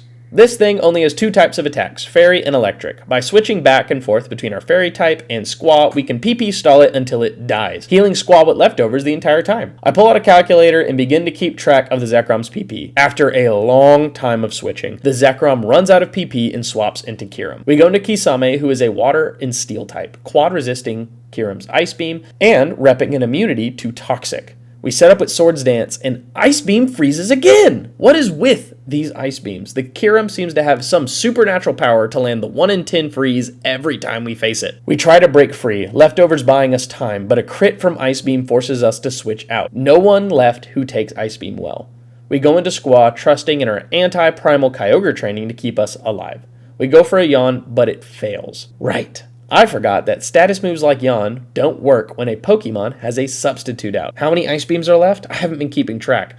I think it used 7 on Kisame and 2 on Squaw. Only Grug could survive with a sturdy, someone has to die. I decide to sack Mamacita, sending her in on the last Ice Beam, but there is no Ice Beam. I must have miscounted. The Kyurem was out of attacking moves. Out comes Zekrom, but I swapped to Kisame and it doesn't have any attacking moves left. I just need a Mon that survives a struggle, but none of them are outside of struggle range. What do? Gateau survives with his high defense stat. I swap him out and it's a crit! Gateau falls.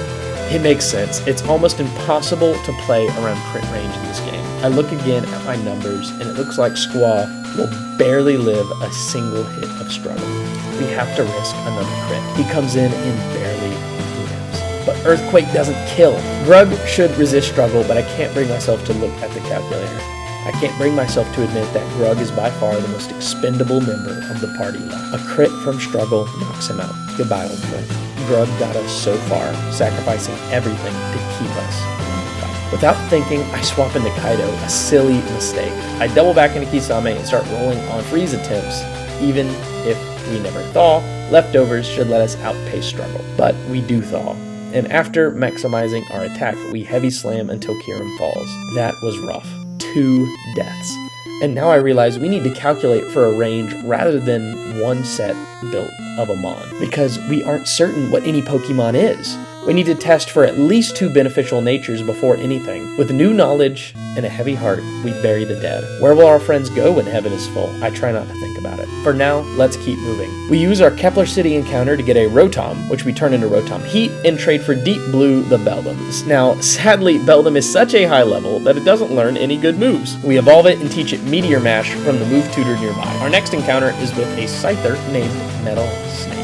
We land in Nazca Town and run into a Zoroark who pulls us into an illusion with a Darkrai cultist. Turns out this cultist is the one they tried to sacrifice at the start of the game, and Darkrai only pretended to claim his life. Most legendaries don't want sacrifices. After hinting that he might be able to heal Damien, he disappears. Odd, but it doesn't change anything. We go to the Safari route and fail an encounter with a Yanmega. That's fine. We're really here for an old photograph that we return to an NPC in exchange for Nomad, the Charmander. We then dive deep below the city to get a Delta Poniard. We solve a nearby Meloetta puzzle and move on to our next encounter. In the spooky woods next door, we catch Stabber, the Beedrill, and a Delta Shinx named Blade. Done with this area for now, we move on to Hecate Town, and past that to the Fiery Caverns where we confront the Infernal Cult. After thrashing some grunts and solving the fire puzzles, we dab Maxie the Camerupt and delve deeper into the Fiery Cavern. Nora joins us and we hear the librarian from the Prophecy segment talking with the Infernal Cult, revealing themselves as the leader of that cult, Zenith, and his team is devastating. First off is a Blaziken with Speed Boost, a Pokemon so strong it was banned even without its Mega Evolution. Giga Chad leads and cuts its attack, and instead of attacking, I Dragon Dance, anticipating the AI will protect to stall for a speed boost. I get it right, and Dragon Dance again, hoping for a sweep. Blaziken overheats, and it hardly tickles. We keep dancing until we kill the Blaziken with Octotail. Next is Excadrill, one of the strongest Pokemon ever designed by Game Freak. Without boosts, there was no way we could take this thing out. Next is Chandelure. We swap to Squaw on an unfortunate burn from Fire Blast. This proves key, as it halves our Earthquake's power, negating our leftover. We're forced to swap into Savior, who eats a Shadow Ball and a Fire Blast, killing the Chandelure. Volcarona comes out and we swap into Kintaniki, Mega Evolving to boost our sound-based moves and clicking a quad-effective Ancient Roar. Somehow, the Volcarona survives with a Quiver Dance. That wasn't in my calcs, but it should be fine. Must be a bulkier Volcarona. We spam Ancient Roar until he runs out of full restores and swaps into Diggersby. Now that is not good for us. Diggersby has huge power and is very hard to kill in a single hit. Plus, with that Volcarona still alive somewhere in the back, it could Quiver Dance to sweep our team. I swap into Schmant, letting the little guy see battle for the first time. And Diggersby's Swords Dancing now quadruples its attack stat. I check my calcs and see that it can't kill Schmant without a crit. We Acrobatics to get it low. It's now a 50-50. We could go for Quick Attack, but a full restore would potentially lose us the game. Or we anticipate the full restore and go for another Acrobatics, risking Diggersby killing with its Quick Attack. I make the call and get it wrong. Schmant falls, never getting the chance to truly spread its wings in battle. His death allows us to get Kin back in and finish the Diggersby off. Next is Mega Macargo, a Pokemon that mimics Primal Groudon by negating all water moves with its ability. Luckily, we don't plan to kill it with water moves. Kin's quad-effective Earth Power finishes Macargo off, and Volcarona is forced to come in with no chance to set up. We win the battle, but this doesn't seem to deter Zenith, who turns around and awakens Groudon, revealing that they had caught it long ago. The cult leaves for the mountains, and before we follow them, we solve the Meloetta puzzle here and return home to bury Schmant, who died far too young. We return to Hecate Town and catch Scarecrow the Cacturn on our way to Selene City. But here we spot the leader of the Darkrai cult talking about going to meet her sister to see why Darkrai isn't a fan of hers. In the city, we trade a Kabuto for Gojira the Pupitar, evolving it immediately and placing it in the Tyranitar armor. This Pokemon has potential to be on our Elite Four team, with the ability to wear armor for a bulky sweeper or Mega Evolve for more power. We then enter the 6th gym, solving the extremely difficult riddle telling us to literally just walk through the walls. Hilarious. Once we face the gym leader, we revisit the order of our teams, and I decide to go for a riskier strat than I'd previously intended. There were a lot of threats on this team, including a Destiny Bond Gengar and 4 Calm Mind users. My original plan was to power through with Kaido, but I realized that the Delta Milotic she led with wasn't an actual Milotic. It doesn't have any water moves. That means it was Helios's time to shine against a whole team of special attackers. We could stack Quiver Dances like crazy, as long as we didn't get crit. We could risk a drawn-out battle, or risk one Pokemon on a Kamikaze Strike that could get us out deathless. I made my call. We matched the Delta Milotic's Calm Mind with Quiver Dances, but once it starts Shadow Balling, it gets 2 special defense drops in a row. This really throws off our plans. Now we can't afford to risk any more dancing, so we go for Heat Wave, hoping to 2-shot. And Curse Body disables it. I think of Pokemon Go and remember all the times that ability has helped us out. Now we're in a really bad position. Incinerate kills in 2 hits, but we die to either a crit or another defense drop. We have to go for it, and we're the ones who get the crit. Very fortunate for us. Mega Gothitelle comes in now, and her ability is to give her all of Ghost's resistances, but none of the weaknesses. That's why we needed so many boosts to get through it. I'd planned to kill it with Heat Wave, but that was still disabled. Instead, we go for Incinerate, and it goes for Calm Mind. Thank Arceus. We Incinerate again to kill it. Next is Gardevoir, and it falls to our boosted Silverwind. Next in is Chandelure, and Heat Wave comes back online. We click it and almost kill. It calm minds and full restores, but we still manage to take it out. Gengar comes in, but due to our speed, we dodge the Destiny Bond and one-hit kill it. Last is Cresselia, and it falls to Silverwind, earning us our 6th badge in a deathless gym. Finally, a reprieve. We dive below the city and catch a Mawile we name Cutie Patootie. Our next battle is against Taen once again, and his team proves to be a puzzle. I have enough resources now that I can build plans and backup plans for those plans. Our team may look odd, but it works for us. On our way to the Dragon Ruins, we catch a Dustox that I will never use and really forgot existed until I was organizing my boxes down the line. But it does have Quiver Dance, so we name it Dollar Store Helios and toss it on the bench. In the Dragon Ruins, we find a Golurk that I name after this year's Oscar winner. Side note, I wrote the script on February 2nd, and I hope it ages well. It did not. Our plan was flawless. Our calculations and backup plans complex and layered. I could get around crits, misses, burns, and even random switches. It was the perfect plan. We watched Taen fumble his way through a spell to create the original Unobin dragon, before failing due to a lack of basic reading comprehension. Instead, he grabs Armored Zekrom and Kyurem White and jumps in to fight him. Here was my live reaction to seeing this fight. I had no idea this was a double battle with Nora. The wiki lists it as a multi-battle, but somehow I'd completely overlooked it. I wish they would make abnormal battles more obvious on the wiki, but there's no recovering now. Time to improvise. We swap to Squaw as Nora sets up light screens. Though what we really need is a Reflect, as Salamence sets up a Tailwind and Metagross gets an attack boost from Meteor Mash. Not good. We really need to disable that Metagross. We go for Yawn, but flinch from the Steel Titan's Zen Headbutt. This is really bad. We double back into Brock's Guy and eat a Life Orb boosted Draco Meteor and a boosted Meteor Mash. Nora knocks out Salamence, and this allows us to regain some momentum, but then Kyurem White comes out. We swap into our counter Happy Feet, but I forget to check Metagross again, as it hits us with a boosted Earthquake, knocking us out. Nora Fire Blast Metagross, but it hardly tickles. That thing has got to go. We make a risky switch into Lamp Lady, who barely outpaces Metagross. Nora's Flygon falls after whiffing Fire Blast, and Fire Plume slays the Metagross, landing a critical burn on Kyurem White. Out comes Mega Typhlosion, who might have the sickest new Mega design in this game. Nora's Darmanitan Rock Slides and kills Kyurem, knocking Typhlosion down to half health. Typhlosion goes for Eruption, but this just boosts my Lamp Lady, and the two of them combine spread moves to drop every member of Taen's team except for Armored Zekrom. I check the calcs and see that Zekrom doesn't kill us with any moves, so I stay in and click Lava Plume to chip it, as we have the choice specs. But I forget this move hits Nora as well, and I drop her Celebi. Knowing that Zekrom had to use an electric move, I swap into Brock's Guy as Zekrom ignores him to focus down Nora's team, allowing us to finish him off with a priority Draco Jet. We won, once again, by the skin of our teeth.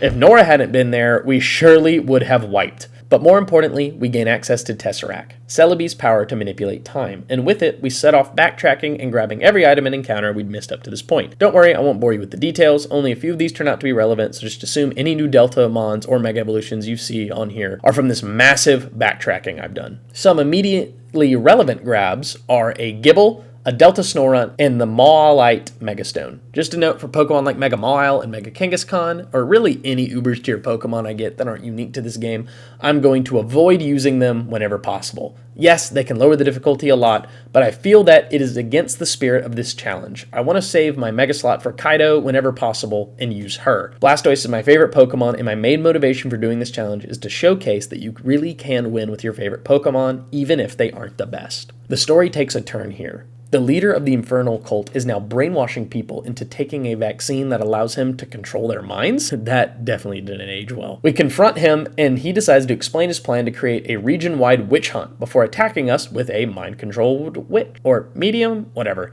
This is a dangerous fight. The big threats are Perish Song Mega Gengar, Life Orb Alakazam, and Normal Gym Explosion Bronzor. If you have ever played competitive Pokemon while Mega Gengar was legal, you know that it basically guarantees a kill when it comes in with Shadow Tag, Perish Song, and Destiny Bond. Our chosen sacrifice was Quakemaker, exploiting the period before Gengar Mega evolves and gains the Shadow Tag ability to swap into the Mighty Fish and take the monster down. The big threat taken care of, we use Mega Cacturn and Armored Tyranitar to clean up. Now here we start to get a lot of box bloat, so I'll be skipping encounters unless they are important for upcoming fights. Needless to say, Mega Delta Typhlosion is awesome. but it never became relevant for our plans. For our next story beat, we make it to Amphitrite City and encounter Gym Leader Calreth outside, who tells us he too has been blessed by a pixie Pokemon and can fulfill the prophecy. Sure, why not? We head to the cave he told us about and here encounter a character from a previous fan game, created by the Insurgence team featuring the Aroma region. He tells us that Arceus created the Augur's Crystal and that it contained the power to undo and recreate the universe. He charged this king and several other trainers from across time and space to guard it, but when the first Augur found them, he convinced them to allow him use of it to guard the region against the cult, until he lost and the second Augur seized the crystal. Arceus himself had chosen us to save the world, but first we'd have to catch Mew. I won't be banning Mew or anything as it fits the story of this game, but trust me, this little guy doesn't make what's coming any easier. The mandate of heaven obtained, we walk into the 7th gym to claim what appears to be our final badge. I haven't mentioned it up to this point, no one in the game has beaten the Elite Four. Not just because they are the strongest trainers in the region, but because the 8th gym leader is gone, and no one new can access Victory Road without the 8th badge, so 7 should be the last one. Calreth has a broken team. But what else is new? It is eternally raining in his gym, giving his rain team an advantage right off the bat. We can change the weather with Gojira, but then Mega Politoed would just change it right back. After that, we have Swift Swim Delta Dragonite with a Choice Band, a Manaphy with Hydration, Rain Dance, Rest, Scald, and Calm Mind, 2 Toxic Stallmons with Mega Politoed and Goodra, not to mention Life Orb boosted 100% accurate Thunders from his Heliosc, and the setup move Livewire, which has a 50% chance of paralyzing every grounded Pokemon on my team. This is gonna be fun. We lead on Jaws and trade Livewire for Stealth Rocks. We take a massive amount of damage from Surf and kill it with Dig. In comes Magneto, living a waterfall with Sturdy and disabling Livewire, as it shares that mechanic with Toxic Spikes. Now that Delta Dragonite is locked into a move, we go into Squaw and Earthquake, but there's an early switch into Politoed. I vacillate, as this was not what I expected. But I decided to go into Kisame to Swords Dance, eating a Toxic and risking Scald Burns. It does a lot more than I thought it could, and I go for Iron Head, getting a lucky flinch. But this little bastard uses a full restore. So I keep Iron Heading and manage to land a crit flinch, immediately canceled out by yet another full restore. I know we 3-shot, so I keep pushing for the kill, but Scald burns, and now Kisame cannot fell this great beast. We pivot through Squaw, and I go for the kill, thinking it will Toxic, but instead it rests. Should I go for the free switch into Cleaver? Or should I kill this thing with close combat? Or should I risk a burn by setting up? I go for the safe option, not seeing a way out of a burn on Cleaver. In comes regular multi-scale Dragonite, the exact mon I'd laid the rocks for. Ice Shard drops the monster, and I feel slight relief, as finally something goes to plan. Delta Dragonite comes out, and Squaw once again renders it useless. I yawn, expecting a switch, but it doesn't happen. Instead, Dragonite falls asleep and switches after sleeping, giving Squaw a free hit on Goodra. We go into Cleaver on a rest, but Hydration immediately wakes Goodra up, negating the negatives of rest. Cleaver misses Icicle Crash and gets Toxic poisoned. It was bound to happen, but this still isn't good. We crash again, and somehow the AI switches again into Dragonite. Is it getting smarter? We go into Squaw and trade Earthquakes with the Delta Dragonite to kill it. Goodra comes out, and we go into Cleaver to finish the job. It lives on 1 health, and we Ice Shard, but the AI swaps again into Manaphy, basically getting it in for free.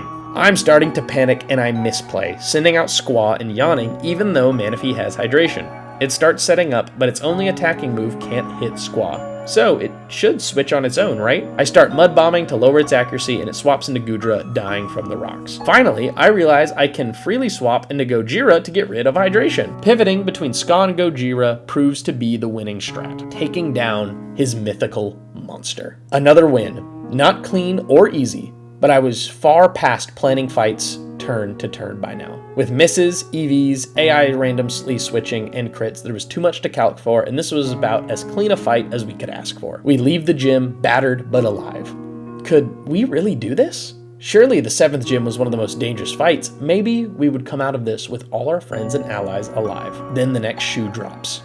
Zenith orders every mind-controlled citizen to attack the gym leader, and we flee to the only person left who can get us to his location, the Perfection Cult. In exchange for helping us, we have to fight Taen one more time. Now, I know Damien is gone right now, but let me say that Taen really does feel like the real rival in this game. At every turn, every major point in the story, we have fought him. He's tried everything from legendary fusions, armor, mega evolution, and more just to take us down. And now, finally, we are forced to barter Mew's own DNA to earn this final match, with him adding a Pokemon created for the sole purpose of defeating us onto his team, Mewtwo. We may have been chosen by Arceus, but Taen has built himself a staircase to the heavens through science, magic, and sheer malice. Only one of us was walking out of this one. The battle opens with Poliwrath versus Squaw, and then an immediate swap into Horo-Horo. Why? Because in all my preparation for this fight, I could never find a reliable way to deal with Poliwrath's Circle Throw, a move that switches our Pokemon out randomly. With Water Absorb on Squaw and Horo-Horo's Ghost typing, we can stall out both its offensive moves with ease, provided we can count to 10. Next comes Zebstrika, and immediately you can see something unusual. Cutie Patootie is our Mega for this fight. Why? Because in all my preparation, all of my planning, there was no road to victory with Kaido as our Mega. As much as I wanted to use him in every fight, with Taen, I just couldn't risk it. Cutie baits out Overheat and cripples Zebstrika as Squaw comes back in. We double into Lamplady, by far our most useful model. This is a Pokemon I know I'm taking to the Elite Four, alongside Kaido, Gojira, and Kisame, so I can't take too many risks with it. We start Moonblasting Zebstrika, getting a full restore out of time before killing it, but not before he leaves us with Paralyzation. Poliwrath comes back out and I expect a switch, yawning, but it doesn't switch, even though it can't hit me. I wonder if the AI has something against double switching. I keep yawning until the big threat comes out. Delta Darmanitan. So many calculations I did ended with this speedy physical monster tearing through my team like butter. Cutie tanks a knockoff and kills it with Iron Head, the entire reason for it being on the team. Just so you know, without a good nature, Kaido doesn't always kill this thing, I checked. Mewtwo comes out, and I know it's going to Fire Blast, so I swamp into Lamplady to catch it with Flash Fire. Only, it doesn't Fire Blast, it Aura Spheres. Lamplady almost dies, and I feel my heart rate climb. Why did it do that? Did Aura Sphere see a kill? Quickly, I swap into Mew 1, and the battle for Mew Supremacy begins. Mew 1 gets 2 Calm Minds in and kills Mewtwo with a Shadow Ball. We needed this in case of a low roll, and we were risking a Psyshock crit here, as I forgot it hits on the physical side. Then again, we would always be dead to crits. Poliwrath, into Squaw, into Yawn Spam, into Kira. I feel like it has to Toxic, but my confidence was shaken after Lamplady almost died, so I take an unnecessary Toxic on Squaw to guarantee a good switch into Cutie. She kills with Iron Head, and all that's left is a Poliwrath who can't attack. Victory is ours. This is the only time I see myself having to use Cutie, so don't worry. We won't try and sweep the game with broken mons who don't originate from this game. At least, not Megas. There are now only 11 major fights left in the game according to the wiki. I'm closer than I have ever been to winning this challenge. After playing this game for years and never coming close, finally everything has aligned to craft the run that might make it. But even if it doesn't, I hope this record can inspire someone to do it themselves, eventually.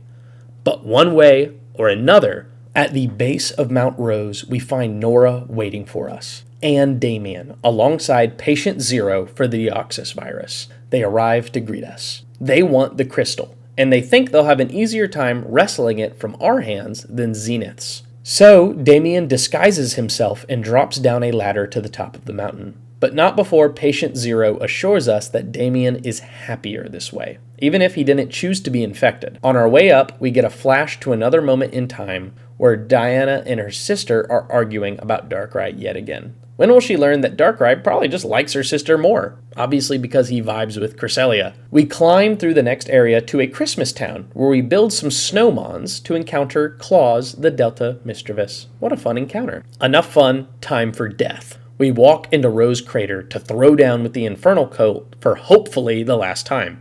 We meet with Persephone's sister and the Water Gym Leader and agree to be low-key and stealthy. But as soon as we enter, Persephone barges in, revealing she's still stalking her sister and apparently still mad about being abandoned in the Infernal Cult while her sister escaped with Cresselia. Zenith, of course, hears this argument and arrests us, tossing us in Infernal Jail, where he immediately starts promising to drill us until he can mind control us through Mew's protection. Luckily, a fight draws him away, and we annoy our guard until he comes in to beat us up. He locks the door, but after we beat him, we use Mew's powers to turn into a perfect copy of him and escape.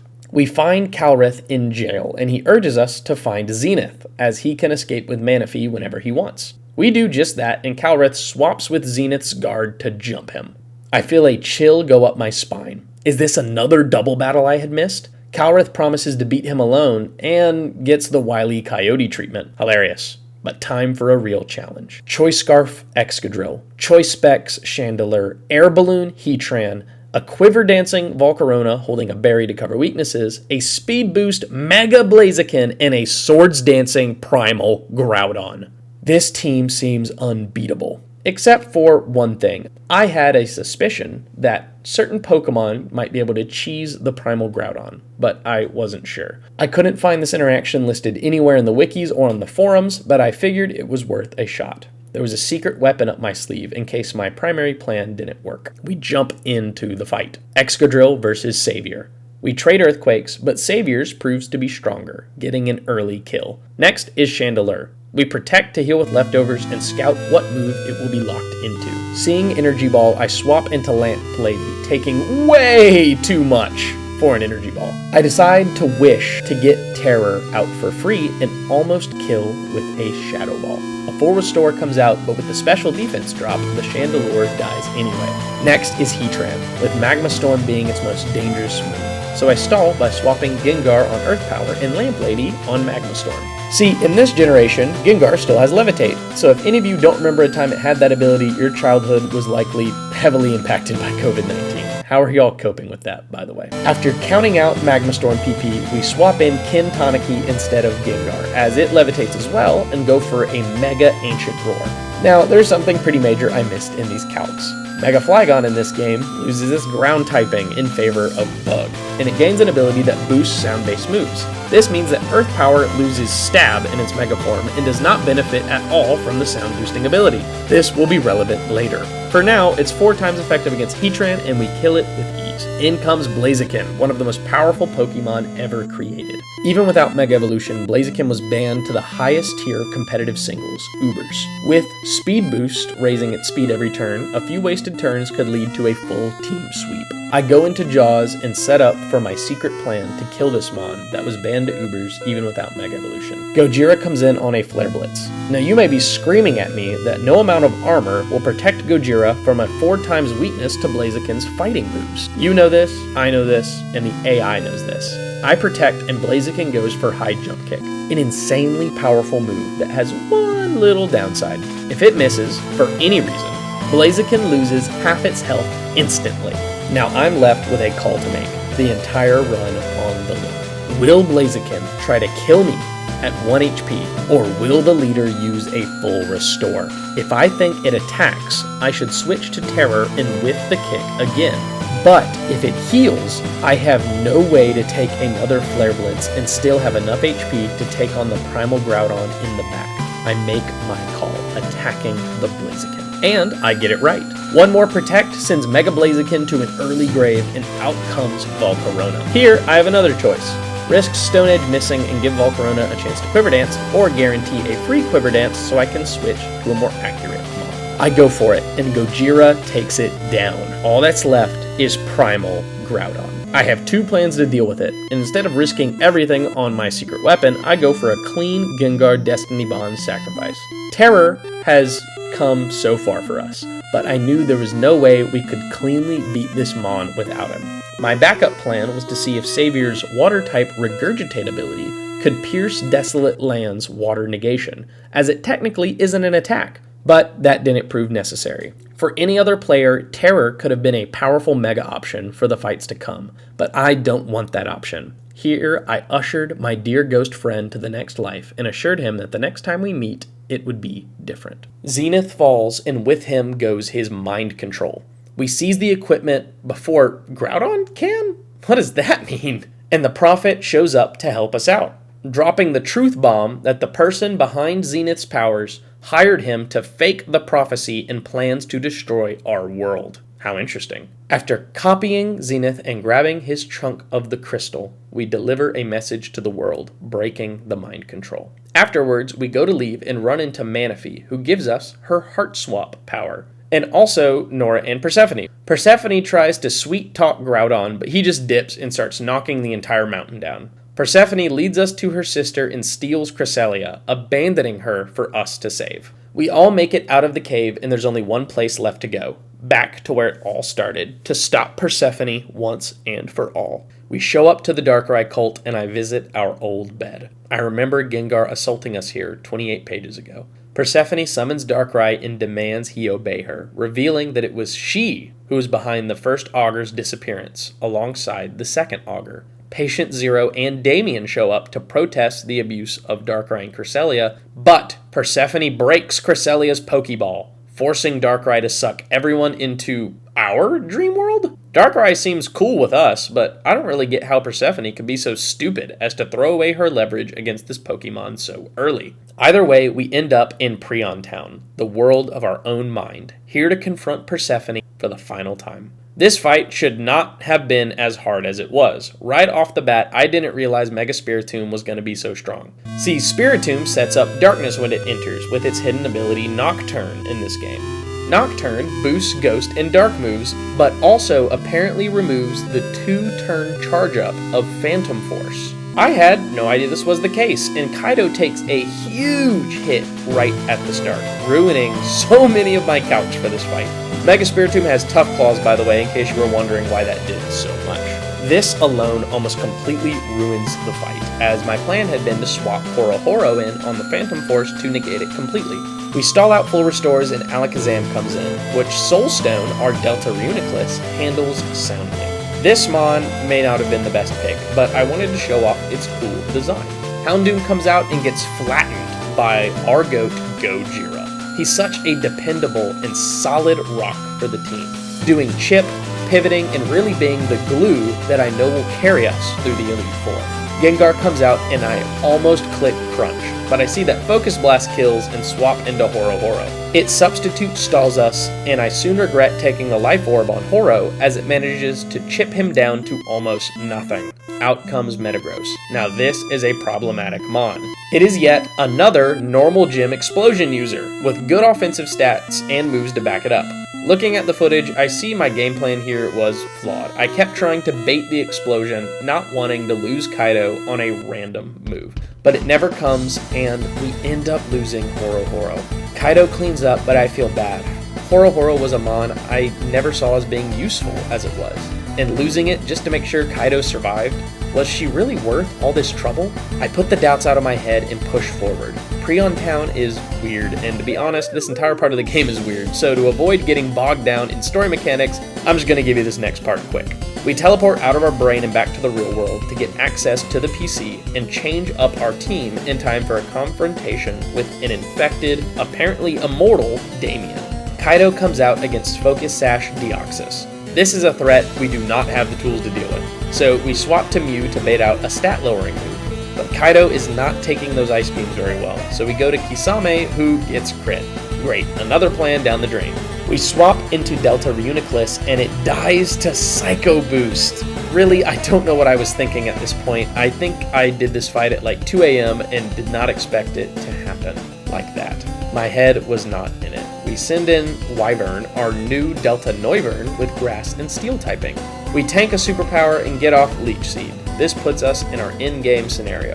Mew 1 comes in and starts to set up with Calm Mind, receiving healing from leftovers and Leech Seed that outdoes Deoxys' damage. If we get crit here, obviously it would be bad.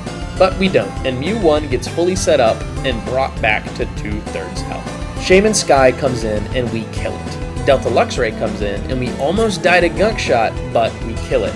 Metagross comes in and dies, and finally Mega Delta Venusaur dies. This line turned out messy. We could have lost to any one of these Mons on an unlucky freeze or crit. All I can say is, I'm glad we didn't, and I promise it won't happen again. But I was bullish about beating this challenge and was pushing my free time to its limits in order to get it done. Defeated, Patient Zero leaves, but before Damien does, he hands us a crystal piece. An act of defiance from an old friend? A sign of respect from a rival? Or perhaps a goodbye, knowing our relationship would never again ignite anything but tragedy. We go to the next town and find a gym? It's the 8th gym, in fact, and inside we find Adam, the leader here. He claims he was trapped here a year ago, and after we solve his gym puzzle, he tells us the full story. He saw Cynthia's Lucario Mega evolve, much like we did earlier in the game, and tracked her down to Arceus' Guardians and the crystal. He convinces them to give him the crystal because he was chosen by Hoopa and used it to become the first Augur.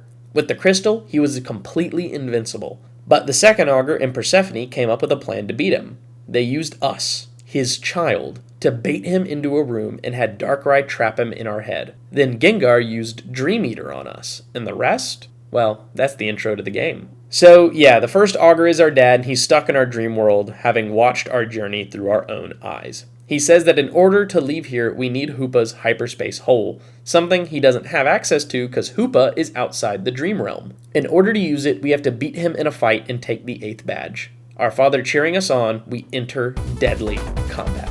Right away, Kaido trades crits with his Protean Greninja, coming out on top by a hair. In comes Delta Roserade, and I make a confident switch into Lamp Lady, expecting a Moonblast, which we would resist. Instead, out of nowhere, Roserade uses Sludge Wave, killing Lamp Lady. This is horrible. I thought for sure it would go for the 4 times effective Moonblast, but the crit threw my calculations off. Lamp Lady falls, and with it goes one of our core Elite Four contenders. Now, in panic mode, I swap in Helios and go for another setup sweep. We dodge some crits and a poison from Sludge Wave and manage to take the Delta Roserade down. Fully set up, Helios begins sweeping the team, even taking down Mega Hydreigon, who gets stronger the lower its health is. Lamp Lady's loss is haunting. We really needed a strong offensive fairy to get us cleanly through the Elite Four, and there are almost no other major contenders for that role. Our father gives us Hoopa's DNA and we leave the dream world behind. Now, we know we have to confront that Giratina cult. Our father claimed that they've been behind every challenge we faced thus far. The fake prophecy, the mind control, the trapping, and everything else. We fly back to Ampharite City to see the second Augur confronting one of these very cultists. He gets beaten and exposed for his misdeeds on livestream, and the cultists call us out afterwards, claiming the shards have to be won before they are claimed, taunting us to find them in the caves where we caught Mew 1. And for an added incentive, they also tell us that they have Nora. But gatekeeping, as always, is the second Augur. He bemoans his loss as our fault, claiming that if he had been allowed to keep the crystal, he could have been the hero who defeats the Giratina cult. But no, we've burned his empire to the ground and ruined his reputation. But he doesn't seem to realize that we don't need a crystal to be the hero. A final battle with the self-proclaimed chaotic good wannabe replacement for our dad, Yarn. Now, I do not want a repeat of our last fights, so I carefully planned this one out. Lava Girl, our Delta Snorunt we caught so long ago, is now all grown up and dropping Choice Scarf eruptions on unsuspecting steel types. Goodra comes out and we show off another newish support member, the all-star Togekiss. She tanks a Draco Meteor and pivots into Gojira, who eats Sludge Bomb. No poison. So the war of attrition begins. Gojira is indomitable, chipping away at Goodra in a storm of sand, while Crunch threatens consistent damage and potential defense drops. Jaren seems to panic. He tries to out-heal, but fails to realize the force of nature that Gojira represents. A mountain and a storm of sand. It's Lucario's turn, and I use Gojira to bait out a fighting move, so we don't get a Swords Dance. Hope comes in for free and shows off her strength by wishing and yawning to cripple the offensive Lucario. We call out Jaren's full restore turn and drop it with a Wish Recovery inbound. Arcanine comes in, and even poisoned, Gojira starts chipping it away so Hope can kill it with Recoil and Sandstorm Chip. Finally comes Mega Rayquaza. With Wish inbound, Magneto makes his grand return, eating Dragon Ascents until its defenses drop low enough for Mega Cleaver to see a kill. Once it's resorted to extreme speeding, Hope drops a Wish and swaps into Cleaver. This time, no luck is needed. Cleaver's Ice Shard gets a guaranteed kill on the Mega Rayquaza and the Salamence in the back. Defeated for the final time, Jaren warns us about the mysterious her at the center of this whole thing. Even from afar, she muddles his mind, but he assures us that we cannot hope to defeat her, and warns that the limitless power of the crystal will be used to burn our entire world to the ground. I look at the fights ahead. We have to build a team that is perfect, because once we enter the room there are no redos. I'm fully blind at this point, and I'm just using the wiki to grab team info so I don't spoil myself for the story. I've never even come close to this far in the game before now, and I want to experience it fully. We teleport through a Hooper ring at the back of the tunnels and begin traversing dimensions, battling Giratina cultists and listening to their ominous warnings. Many of these fights were dangerous, with Destiny Bond and Explosion Pokémon, but we had planned around those before and managed to get through them without much to note. We travel to different games, regions, and even times, ending up in a temple where we find Nora captured by Nyx, the leader of the Giratina group. She tells us this is where the worlds were born, and here she reveals the full story. She is the one Arceus was guarding the crystal from. She baited Zenith into filling Tauren with cults so that the Timeless, the Guardians of the Crystal, would release it to the first Augur.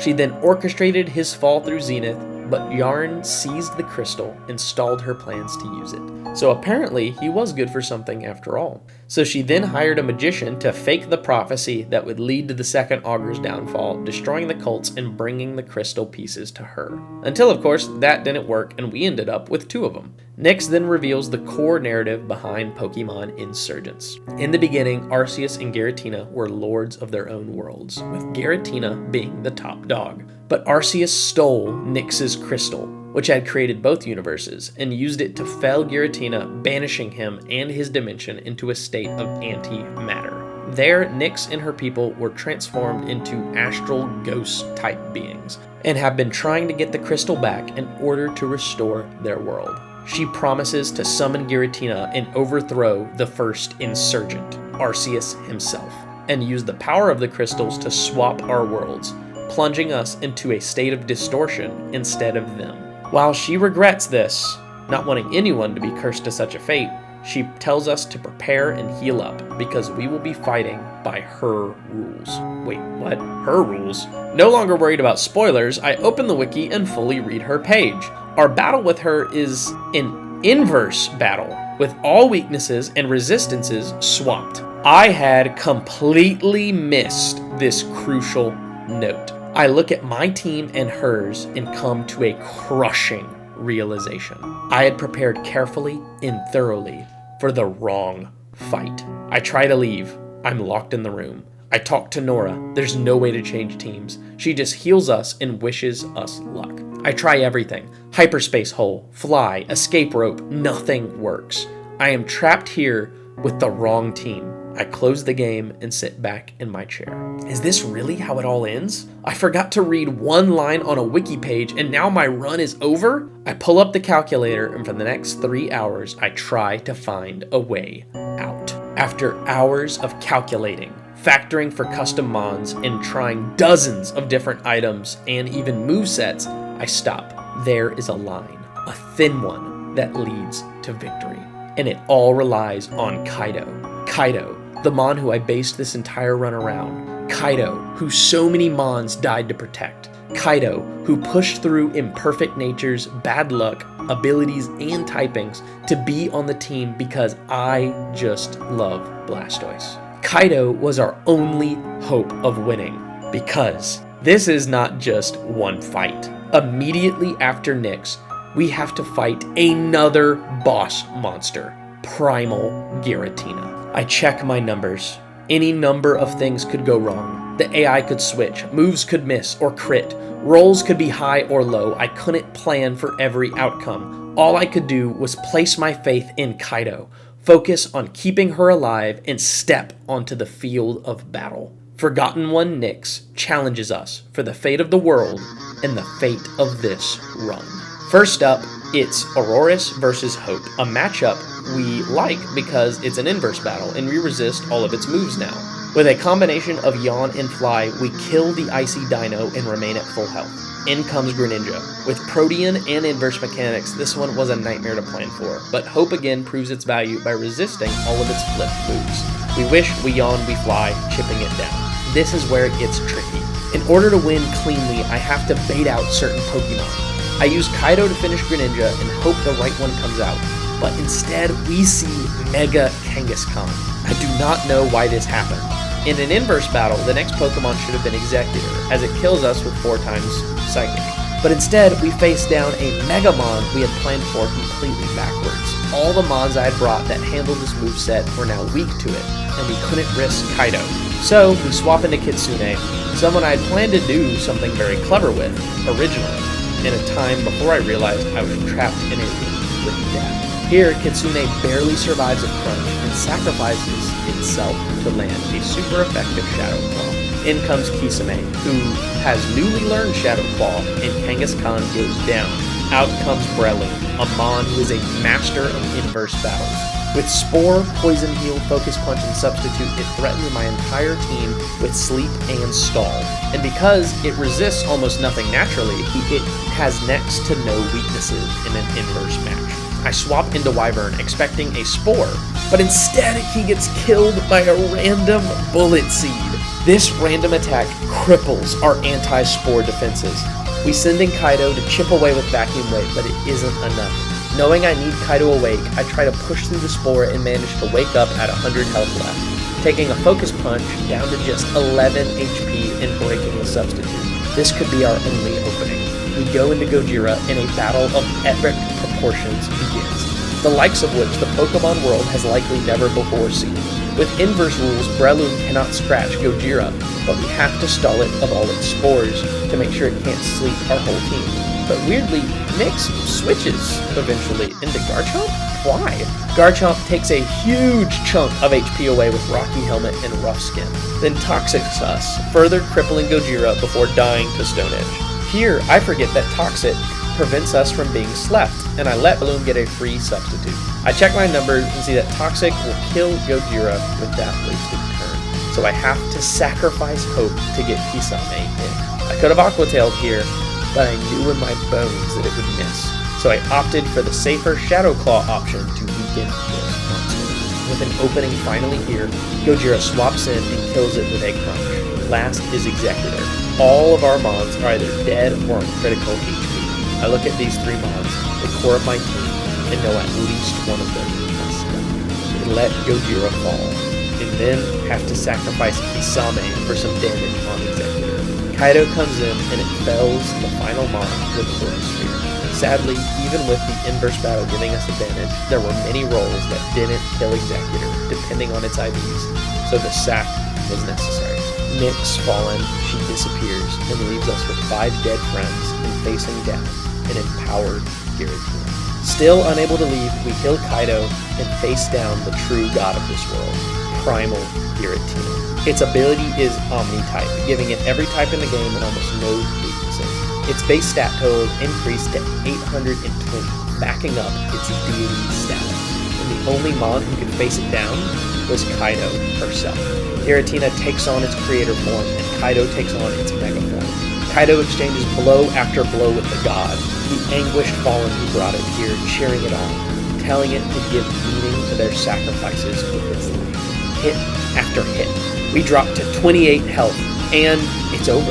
The god falls. And with it, Kaido saves not just the world of Insurgence, but our entire hard mode challenge. The Timeless appear before us and claim the crystals, amazed at our accomplishments and promising us more if we find them after becoming champion. Until now, even leaving this room had seemed a bleak impossibility. But Kaido had found that thin line to our escape. Now, only 5 fights remain. The Elite Four and champion of Pokémon Insurgence. And we have a lot to do. We lost almost every Elite Four contender we had in that last fight, and the final team that had seemed so clear to me was now gone. We were working from scratch. First, backtracking. We go back and find every Mega Stone, every encounter, every Deltamon and item available to us because the Elite Four put every trainer up to this point to shame. We catch dozens of Pokemon, including a Thundurus, the only legendary Pokemon besides Giratina it is possible to catch. Oh, and yeah, catching Giratina was an option. While editing this video, I even found out that there is a Master Ball hidden in the Darkrai hideout behind some acid water that would have made that second fight moot in the Elite Four a cakewalk. But I was avoiding spoilers at that point, so can I really be blamed for that? After we gather all resources, I sort every Pokemon we have into boxes. Contenders, first tier, second tier, third tier, and lastly, blood and fuel. Here's a quick montage of all the different Mons who didn't end up making the cut. Keep an eye out for new forms, Megas, and Deltas. Once we settle on a team, it was time to EV train. With that done, here's the team we settled on. Raiden the Thundurus, Cleaver the Delta Caesar, Kaido, mid-game the Aegislash, King the Salamence who we found on a Soaring Taxi, and lastly, Horn the Heracross. This team was carefully chosen, calculating each one of them with different items, megaforms, speed stats, and move ranges to be specifically bred and trained to take down the Elite Four and Champion. Their teams were so powerful, volatile, and scary that I'll only cover each of their strats as they come up. Team ready, item bag full, and heart steeled, I made myself a new promise: to beat the entire Pokemon League without a single death. Part of this is because if you do manage that incredible feat, the game rewards you with a few specially colored red Pokemon I thought were pretty cool. And also because I had had enough death. Not another Mon would fall. Not if I could help it. I step in and confront our first member, Kayla. Kayla's team features a long-forgotten strategy: Baton Pass. In competitive singles, this strat has been banned for ages, but here its full terror is felt as every Pokemon on her team has it. She leads with a moody, quiver-dancing Spore Smeargle. One little slip here would lead to a cascade of baton passes, going through Calm Minds, Swords Dances, Double Teams, and even a Speed Boost Blaziken with a Focus Sash, all to end on a bulky Slack-Off Mega Slowbro, boosted to max in every stat, and even 2 stored power users in the form of Espeon and Sylveon. The best way to stop a cascade? Before it even starts. Raiden has Prankster, giving his status moves priority, and he taunts the Smeargle, gutting its strong start. Moody raises its evasion twice, but without any offensive moves, it begins to struggle and dies to a lucky Thunderbolt. This is probably the only Elite Four member I would qualify as easy. Our game plan was clear: taunt, disable, and hinder her team until no progress could be made. The cascading effects of the Baton Pass strat never manifested because we never let them get started. In what seems like no time at all, we clean up Kayla's team and claim our easiest win of the final fights. Next is Edward. His team is sand-based, with Bright Powder, Sandveil, Double Team Garchomp, Sandrush Excadrill, Sandrush Mega Cacturn, and a Weakness Policy Aegislash, along with a Hippowdon to set sand and a Delta Hydreigon that hits like a ballistic missile. We lead with Cleaver and use the Stealth Rock turn to set up a Hone Claws. I prefer this over Swords Dance because I do not want to miss Icicle Crash. One crash and Hippowdon falls. With Hone Claws and adaptability, we will one-tap his Mega Cacturn with Ice Shard. Cleaver is proving his worth over and over again. Aegislash comes out and Cleaver can't handle it, so we go to our own Aegislash, mid-game. Here, I was betting on a pattern I had noticed with the Elite Four from watching other people fight them on hard mode. If they have a status move with no downside, i.e. King Shield, they would go for it every time they don't see a kill. In Shield mode, the enemy Aegislash shouldn't see a kill, so I go for Swords Dance. Now that it sees a kill with Shadow Sneak, we King Shield and keep going until our attack is maxed out. Now you may be wondering why I gave mid-game a Life Orb. This is because even with maxed out attack and EV training, plus IV stones to max out our attack IVs, a +4 Shadow Sneak does not kill Hydreigon on every roll without the help of a Life Orb. Same thing with Excadrill. Life Orb allows us to one-tap it. Lastly is Garchomp the Menace. With Sandveil, Bright Powder, and Double Team, it can become untouchable if left alone. We lower its attack with King Shield and I double-check my calcs. It shouldn't be able to hurt Kaido. Aurasphere is a sure hit, but even with choice specs, Kaido just doesn't do that much damage. It's a race against Toxic to Edward's final one. Until he switches out, we're forced to roll Draco Jets with King, our Salamence. Don't worry, Garchomp doesn't do much damage to King, and King takes his first ever kill, getting us halfway through the Elite Four. Next is Yugi. Yuki's team is a hail team with several massive threats. But our first problem is Mamoswine with Focus Sash, Stealth Rocks, Endeavor, Ice Shard, and Earthquake. This is probably the hardest lead to plan for, as what comes out after it is vital to our victory. The rest of her team includes a Fairy Fighting Delta Trevenant with Snow Warning, an insane coverage in Stab, along with setup in the form of Swords Dance, a Choice Scarf Rotom Frost with sure hit Blizzards in the Hail, Ice Cleats Delta Caesar with an Akaberry, a beastly Life Orb Starmie. Believe me, this Pokemon used to be an OU level threat.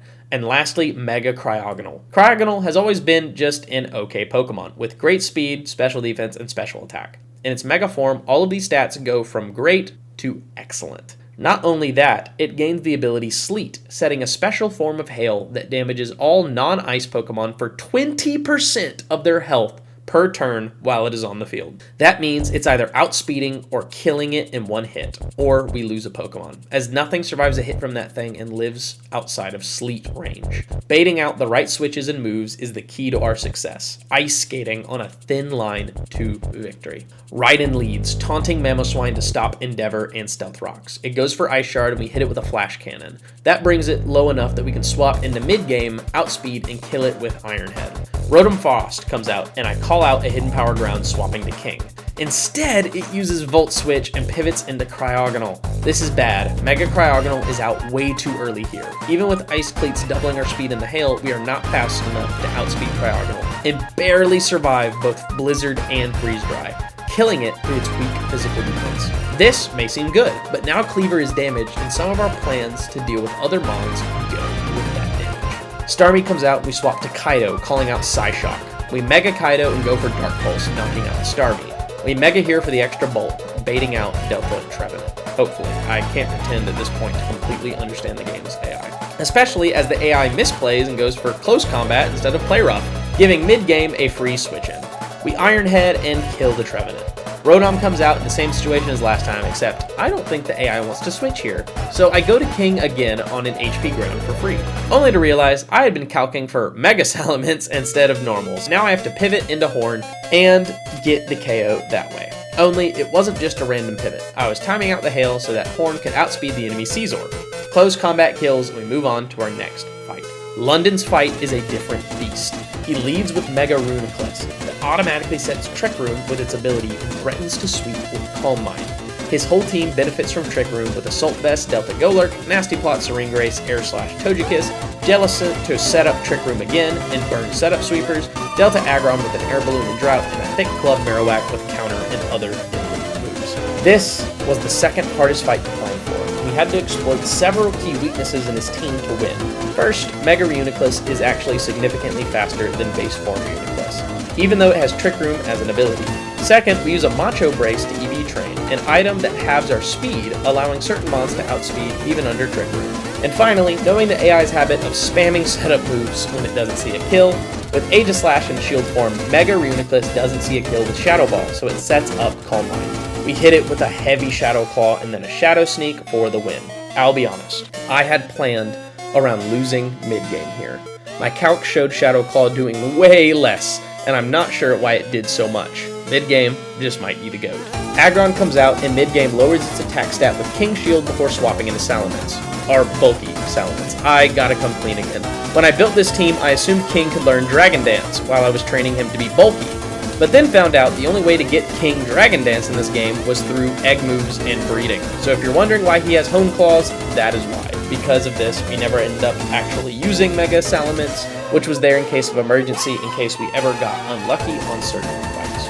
Golurk swaps in randomly and takes half its health from King's Earthquake, dying the turn after. The weird switch AI benefited me for the first time. Out comes Marowak and mid-game tanks a Stone Edge. We King Shield to get some health back and swap into King for the Intimidate drop. And back and forth we go until Horn can come in with Swords Dance and Mega Evolve for a Bullet Seed kill. Togekiss comes out and we swap to mid-game on a Dazzling Gleam. It goes for Nasty Plot here and we barely do half with Iron Head. It's faster than us, so we King Shield to take less damage when going last, and get it down to 1 HP for a clean Shadow Sneak kill. Aggron comes out, and instead of going for a kill with Shadow Sneak, we play it safe and pivot through King to kill it with Earthquake. I feel like I should say it here, but the Elite Four are not allowed to use healing items in this game. That's because hard mode doesn't actually ban healing items, but in the Elite Four, all items are banned. I think, to add difficulty, but we weren't using healing items anyway at any point, so really this is just a straight buff to us. Last mon is Jellicent, and I actually just noticed a misplay here that could have cost me the run. Raiden is only moving first because of Prankster's priority, and we're under a fresh Trick Room. Now, I paralyzed the Jellicent, but under Trick Room, that only makes it faster. We're both low health, and Curse Body disabled my Thunderbolt, which I try to use here. If I had been successful in clicking Thunderbolt, I would have lost Raiden here because Jellicent is actually faster under Trick Room and would have killed me with Scald. Thank goodness for Cursed Body saving me from my own stupidity. Just goes to show you can never get too cocky. I swapped to Kaido and got the kill.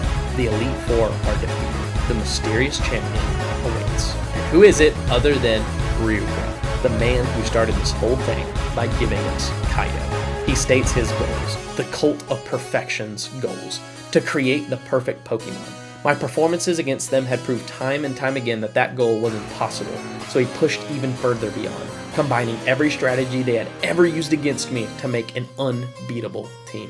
Armored Tyranitar with Dragon Dance, Delta Haxorus with Swords Dance and a Life Orb Kyurem Black, a Dark Mewtwo, a Pokemon only seen in that one 3D Pokemon fighting game, Armored Delta Volcanion, a Pokemon with no weaknesses due to Levitate, and a Mega Flygon. Armor, Deltas, Fusions, Megas, and even a genetically engineered legendary form of Mewtwo special made for Ryuka's own team. This is the team we had been planning for, and we had one main hope for success. You see, I built this team to be able to pivot through both choice items and mega forms, leftovers, and life orbs. Ryuka may have engineered the perfect team, but my team was adaptable, made of Mons specially trained to switch up strategies and purposes on a dime. Even though he sported 2 Mons I had planned to bring with me originally, their losses had only forced me to get more creative and more careful. This is everything we had been building to. This is what the loss of all our friends were for.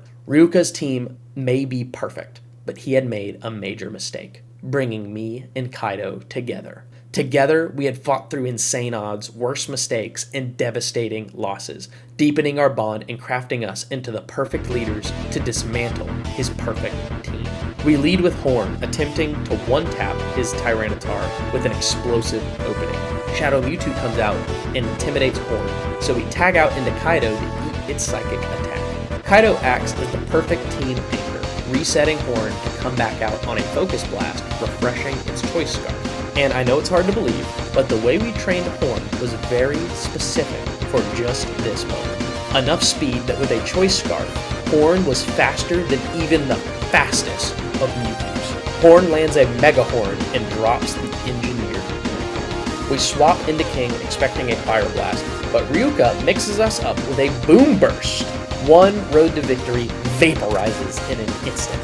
We steer, pivoting into mid-game and going for King Shield to confirm what move his Mega Menace was going for. Fire Blast this time.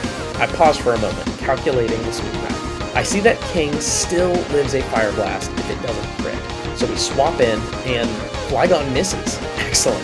We use mid-game and King and we stall Flygon out of Fire Blast. Once it's out, mid-game kills it with Iron Heads and a Shadow Sneak. Kyurem Black comes out and mid-game wants the kill. I can feel the urge to click Iron Head, but it's faster and we don't kill on every roll. I King Shield to swap to Shield form and feel it again. Do I risk a Mon here for a clean chance at victory, even after I said no more death? If I swap, it risks the entire team for the sake of winning without any more blood spilled.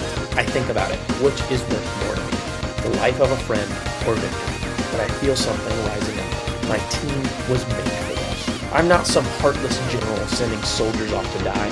I'm a partner, and my team wants victory as badly as I do. Mid-game trades blows with Kyurem, leaving both on critical health, and he cleans it up with Shadow Sneak, barely hanging on. Armored Delta Volcarona is up next. We swap to Kaido, who Mega Evolves and eats a Sludge Bomb that deals so much more damage than I had calced for. With all these custom stats and modifiers, it's not always possible to get everything, and it appears I had not factored in for max special attack investment on this month. But with the chip damage, and because I knew it was Sludge Bombing, I swapped to mid-game for an easy closure. Only it doesn't Sludge Bomb.